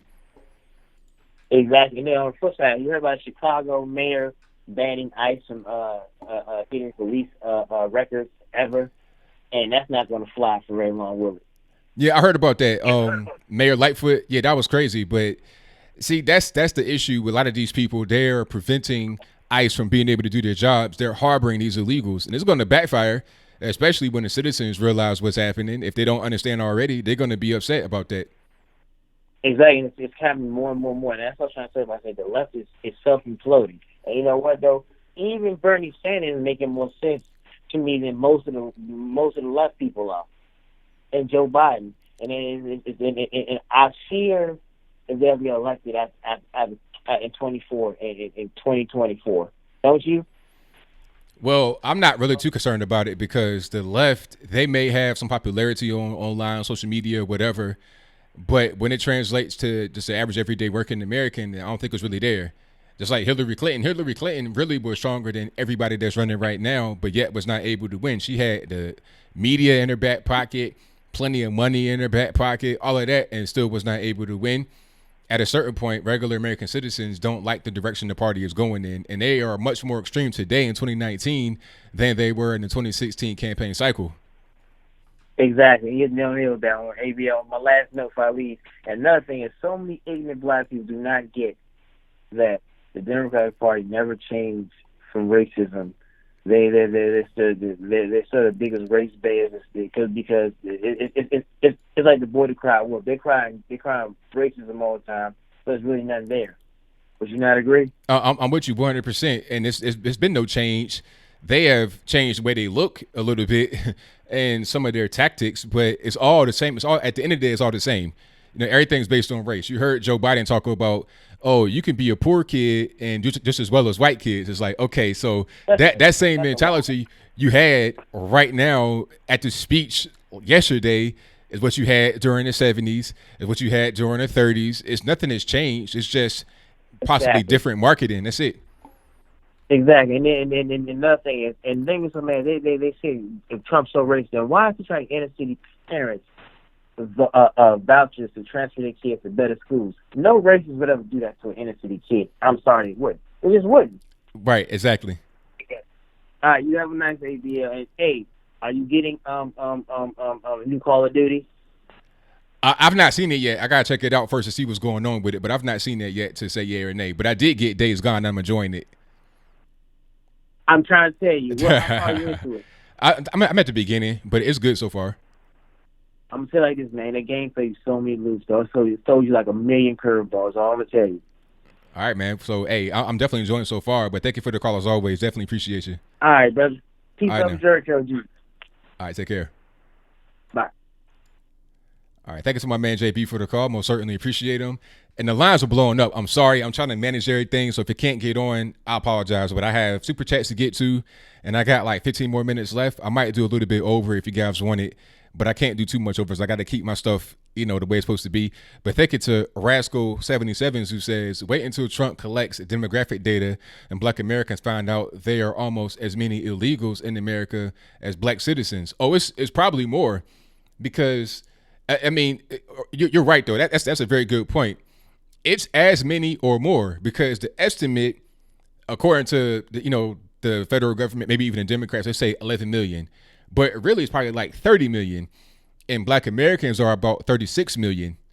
Okay, and the illegals are reproducing like it ain't nothing, like rabbits, like popcorn, just pop, pop, pop, pop. They're just popping them out.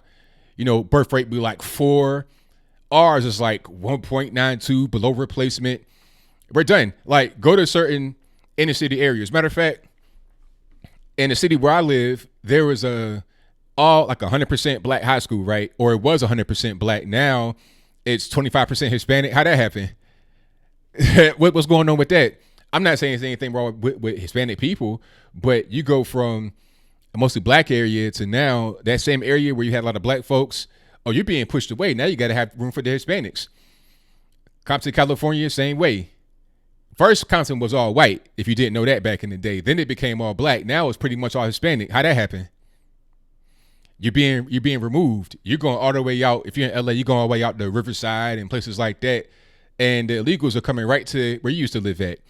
To the point where some of the illegal gangbangers are firebombing you out of where you live at. But yet we're going to go on the border talking about, oh, free the illegals. Why would you fight for the illegals when they won't fight for you? But I digress. Let me get to my next super chat. Thank you to Ansel1961 who says, this is being deducted from the alimony payments I sent to Michelle A. Thank you for your donation, man. Definitely appreciate you. Shout out to Blonde Bramstone93 who says, not a surprise Richardson is identified given his ties to Bill Clinton. There will be no in-depth investigation. These people are involved and too powerful. Yeah, I'm right there with you. You got too many high-ranking, high-powerful people that are just going to avoid all that. But appreciate your donation. Thank you for that. Thank you to Jimmy B who says, I'd rather hang out with ABL than the dinosaur media any day of the week. Hey, I appreciate your very kind words and your donation. Shout out to my man, the amazing Lucas in the building, 400,000 subscribers. I see you over there, man, killing it. Who says the lady has great taste. Talking about the lady that said that she listens to him. Thank you for a donation, man. Definitely appreciate you. Shout out to Jonestown Autopsy who says, TMZ says Epstein drowned himself in a cell toilet bowl. Are you serious? Or are you just playing? That'd be crazy if so. But thank you for that. One thing about them suicide cells is that usually the toilet is like a little hole in the ground. It's not even no water. You can't even wipe your hind parts, but that's a different story. Anyway, Jonestown Autopsy also says, new chat rule, no clapping, jazz hands please. Thank you for the donation. Thank you to Mr. Angry who says, open borders is a Koch brothers proposal. Bernie Sanders 2015. Hey, I don't know what Bernie's on, but maybe that's true, maybe that's false. But thank you for the donation. Oh, I'm tripping. Bernie Sanders says it's a Koch brothers, like it's a bad thing. But now all of a sudden he wants it. So which one is it, Bernie? I mean, you flip-flopping here. And that's pretty much all for the super chats. And I got a little bit of time left. I'm going to try to get everybody on as soon as I can. So y'all just hang tight. 760, you're on the line. Who am I speaking to? How you doing? My name's Josh. All righty, Josh. What's happening? Hey, I just want to say, man, basing everything off facts, man, we base everything off feelings here. I'm just messing with you. Serious question, man. We know socialism is at a rise currently. I have the problem with that from Hawaii standpoint. During like '08, during the recession, gas was like at $8. Wow. So currently now in Hawaii, socialism is like a big thing, and we expect everything imported. We don't export anymore. So I'm wondering, why would they want to form a socialism type of thing to be an independent state when it would actually hurt them more than it's expensive there. Milk cost last time I was there, like 2 years ago, like $8 or something like that for a gallon of milk. So a real question is, like, why would that be a thing? Like, why do people love socialism so much? Well, the problem is people are ignorant. They don't understand what will happen when you have that kind of policy in place. They don't get it. They think that it'll be utopia. They think that it'll be great. They're looking at places like Norway, Sweden. They think they're going to be like them, but they don't understand what's really happening in some of those places. They don't understand how much gas costs over there. They don't understand the cost of living. They don't get it. It's just political ignorance at the end of the day. They feel like this would be good because they've been told by certain people, maybe the educators, politicians, but the reality is going to be much different. They just don't understand that yet until it actually happens. Then they'll regret their decision. Well, we've all seen it in '08 when the recession happened.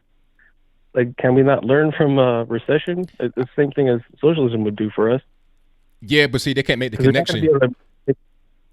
I can understand that. Yeah, they're thinking, so okay, it was just a recession and things were bad and things were hard. But if you have socialism, that'll fix it. They don't understand the connection. So how would you go about trying to correct the ignorance? Well, it's going to be hard for some people because they don't want to hear it. You could talk to you blue in the face, give all facts and data.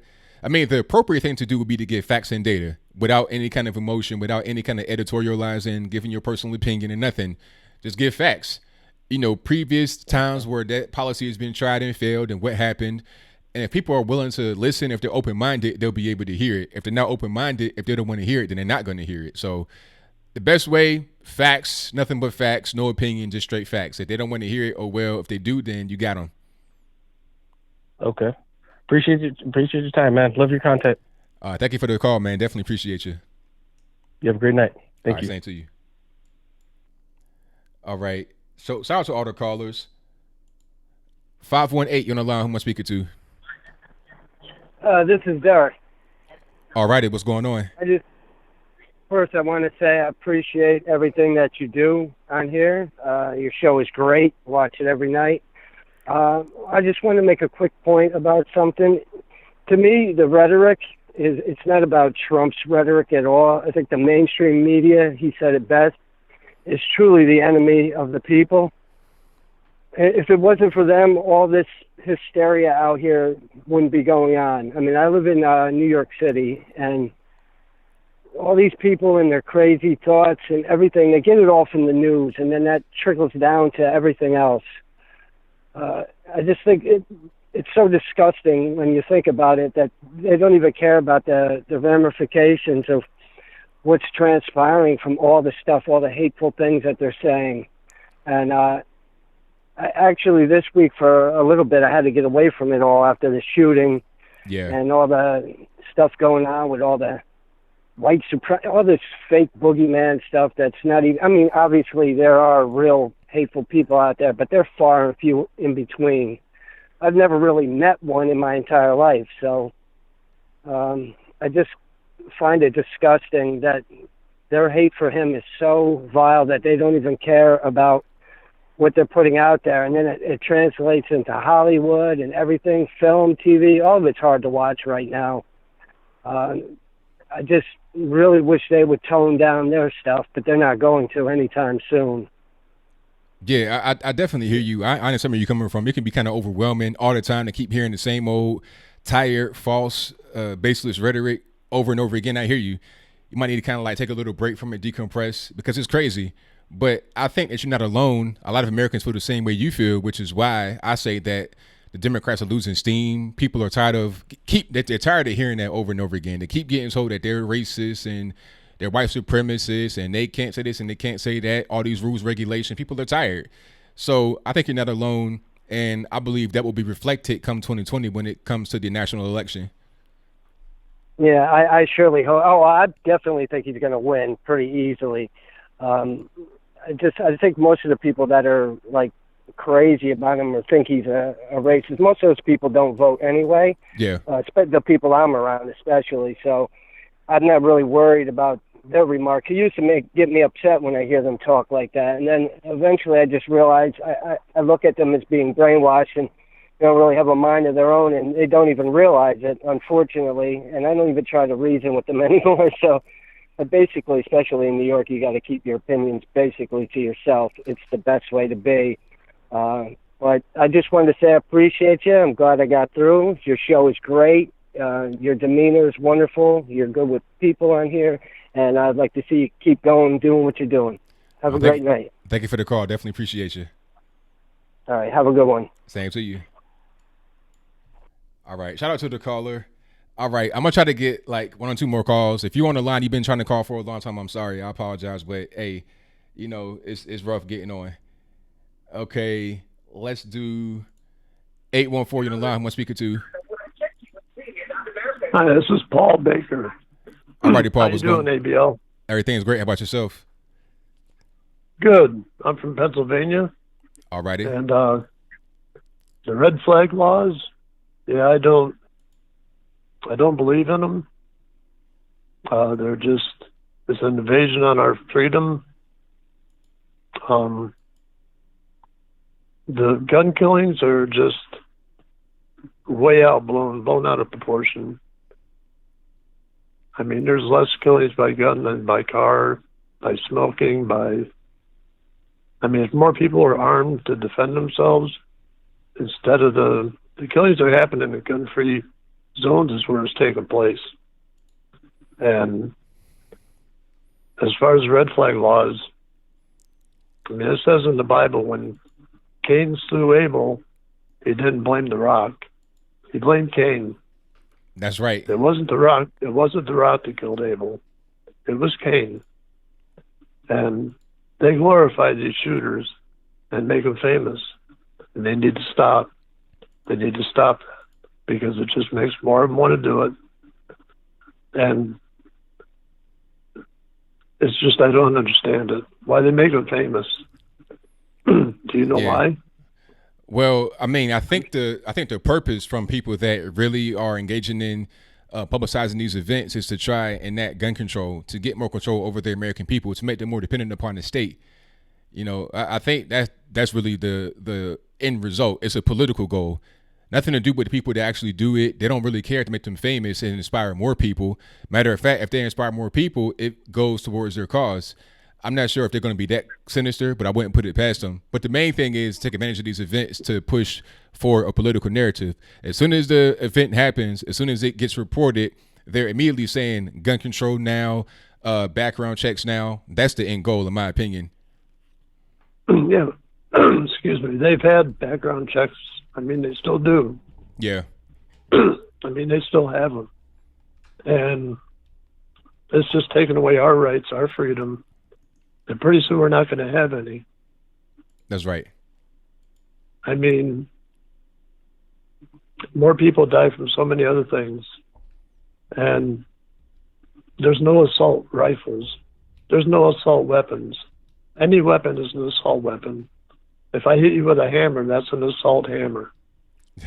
Exactly. It's assault. It's assault people. People assault people. Right. And they're just, the red flag laws are just, if they enact that, we're on a slippery slope. And we're headed down fast. I hear and you. As far as the, and as far as the illegal aliens, I mean, if you come to a country through the port of entry legally, we welcome you with open arms. Yeah. We are the great melting pot. You are more than welcome. You cannot go to Canada without going through their port of entry. And you will have to give them your passport, state your business, how long you're going to be there, where you're going to be staying. You can't just walk in. That doesn't happen. That's not allowed. And it shouldn't be allowed here. We have to secure our borders for our own security. I agree with you 100%. That's a very good call. I thank you for the call. I definitely appreciate you. Thank you, Anthony. I love what you're doing. Love your show, man. Thank you. All right. Great call. Great call. 614, you're on the line. Who am I speaking to? Hey, it's Matt in Ohio. How you doing, bud? Let me mute you here on the screen. How we doing? Everything's great. How about yourself? Well, not too bad, It's awesome I got in here. It's cutting in at the last minute, ain't I? Yeah, man. Well, all right. So, gosh, I got a few things here, but I know time is short. Well, I called because I liked how your Windy City caller early in the night called, and he had some firsthand, knowledge about something. That was just really informative. And so I was trying to think, what do I got firsthand knowledge of that people might find some interest in? And it's a little off the subject, but not much, man. It has a lot to do with immigration and how the things that the colleges are doing, they're scheming beyond what is obvious. They're obviously indoctrinating. Anybody can see that. But what you may not see is how hard at work their academics are towards some of this stuff. So, anyways, we'll just cover something up. I was in for a second if you want to hear about this, okay? I do programming. I do a lot of visual stuff, games and VR, things like that, okay? And the economics department for some colleges two of them working together. I'm reluctant to point them out by name. Maybe we get to that. They wanted a program to simulate illegal immigration. Okay, they wanted it to be VR, and they wanted it to be like you were sneaking into the country and what that's like. And I mean, I won't lie, man. I need the money. You know, like I need work. Right. You know? So I said, okay, I'll look at it. Let's have a look. You know, and I'd cook up some stuff in Unity. I'm putting it together. And the more they start putting out specifics about the context they want to frame it all in, the more I could not have anything to do with it, man. I eventually had to walk away from it. And I hate doing that. If I've taken a project, I'm going to do it. But this was just, you know, the whole time, the only character they wanted you to be was a little girl. And wow. And the only, you know, things you might ever carry with you are some granola bars and water. And it's like, nope, no backpack full of drugs, no, you know, weapons, no other people involved. And I was even trying to stay, you know, objective about it. Like, hey, you know, some of the people that are doing this, they're in a tough spot. Okay. And I get that, you know, like they might have some cartel people down there that just take their family hostage and say, you're going to get this backpack across the border or some bad things are going to happen to your family. I said, you know, we could put that in there. And I think that might help some people kind of understand, you know, what's going on. And I said, nope, little girl. Got some water and granola bars. All right, wow, all right. That's crazy. Yeah, that's insane. Well, so I understand why you had a problem with that. I would too. Well, and then I find out that, you know, for a while I was trying to figure out, like, what is the point of this? You know, like, are you trying to, like, plug in people from Guatemala into a VR simulation and, like, train them to something? Like, what? Wait, no. Right. And it's like, no. They want to find out what they have to insert into video games to steer public opinion. And that is creepy, man. That's a whole nother level of indoctrination. Yes, it is. You know? And these are, okay, this is not the only project I've been involved in. There was another one I did. I didn't realize how sinister this other one was. It was just seemed like nothing, but it was also very much about immigration. But in this case, it was what economics majors would call the multi-armed bandit problem. And like if you had several places that you could go to, and some of them had good results and some of them had not as good results, you know, how long does it take you to find the one that has the best results? It doesn't really tell you anything about it before you get there. And it's all right, whatever. If that's what you want, that's what I'll make for you. I don't care. But then we get into it a little bit more, and I find out, you know, they want to put in these factors, okay, and the factors seem like real nitty gritty at first. It's like, oh, well, we want to penalize them in some situations. Okay, well, all right, fine. And we get into it some more, and it's like, well, why? You know, like, what's the point of that? And go, well, basically, we want to find out how much you have to take away from someone before you can force them to move. Wow. Like, chew on that for a second, man, because that's effectively forced immigration. You know, that's just them trying to find out what they got to do to force somebody to immigrate. And I got to looking in to some of the, you know, what counts as genocide, and forced immigration does. And I just, man, this put me in such a bad mental spot. Like, I just felt like, what am I doing? I can't have anything to do with this. It tore me up, man. So I've had to walk from that, and it kind of messed with my whole business plan for a while. But I don't care. I don't want anything to do with that. I hear you, man. You know, at a certain point, you want to be able to work. You want to be able to take care of yourself. But you got some things that are happening you don't agree with. I mean, you may need to walk away, man. I don't want the money that much. I feel you. I hear you 100%, man. But thank you for the call. I definitely appreciate you. You got to call back sometime. No problem. I just wanted to kind of get that out there. I feel like people may not have seen it. Hey, you have a good night, man. Go ahead and get to your next caller. Thanks again for everything. Right, you have a great one, all right? Thank you for the call. All right, you guys. Okay, I actually got to go. I'm sorry if you were trying to call in and you're not able to get in, but we could try it next time. But I need to go in the show. We're kind of over the time right now. I wanted to get my man on. I saw a few people that were trying to call in a lot and they couldn't get in. So if you were trying to get in, you couldn't get on. I'll be back Wednesday night. It's today's Saturday. I'm tripping. Wednesday night, 8 p.m. to 11 p.m. Eastern time. And then Saturday night, 8 p.m. to 11 p.m. Eastern time. I'll be here.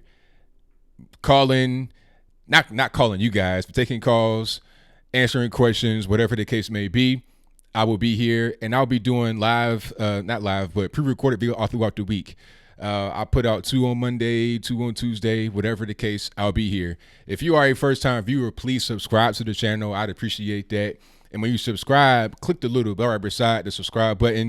When you click that bell, you get notified whenever I go live or post a new video. I'd appreciate it if you click those buttons.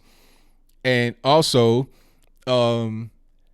like the video if you've not liked it. Share the video if you've not shared it. And that's all I got. Thank you to the moderators doing a great job tonight, because we had a few trolls in the building. Had to get up out of here. Had to get sent up over the wall. Permanently deported. I got my super chats to read right here. I got to read right quick. But we got Shreeds, Michelle A, Sushi, Zealand Zen, Eliza Jean, Cynthia Webb, Omar Adams, Bill from the Hills, Ansel. Thank you all for being here and doing what you do. Protocol. All you guys, I appreciate. You guys do great. What else I got? Oh, super chats. I can't forget about that. I'm always wrapping up here. Let me see. Thank you to, who do we got? Thank you to Jay Evans, who says, we all appreciate you. Well, I appreciate you for your donation. Thank you for that. Miss Novak says, if my husband ever leaves me, it's highly likely. Highly likely. You have to marry me. Well, thank you for your donation, but I'm not going to be able to do that. But I appreciate the compliment. Thank you to State of Stringer, who says, you should put up the photo I tagged you in on Twitter. If I have some time, I do it. But thank you for your donation. Rascal77 says, wait until Trump collects. Okay, I got that. All right. So we good on super chats. We're good on everybody. Thank y'all for being here. Again, I'll see y'all next time. If you want to continue the conversation, join my Discord page. The Discord link is in the description box below. I can't get it right now because it's a whole lot going on. But check the description box. Join the Discord. It is a free chat service. You could talk like this to each other, the way I'm talking right now on the microphone. You can also type like the way you're doing right now in the chat box. Again, join the Discord. One of the mods, if you could put the link up, I appreciate it. But that's all I got for now. So, Kevin, I read that already about Latimer Crowder, but I got you on that. But until next time, y'all be safe. I'm out, and peace.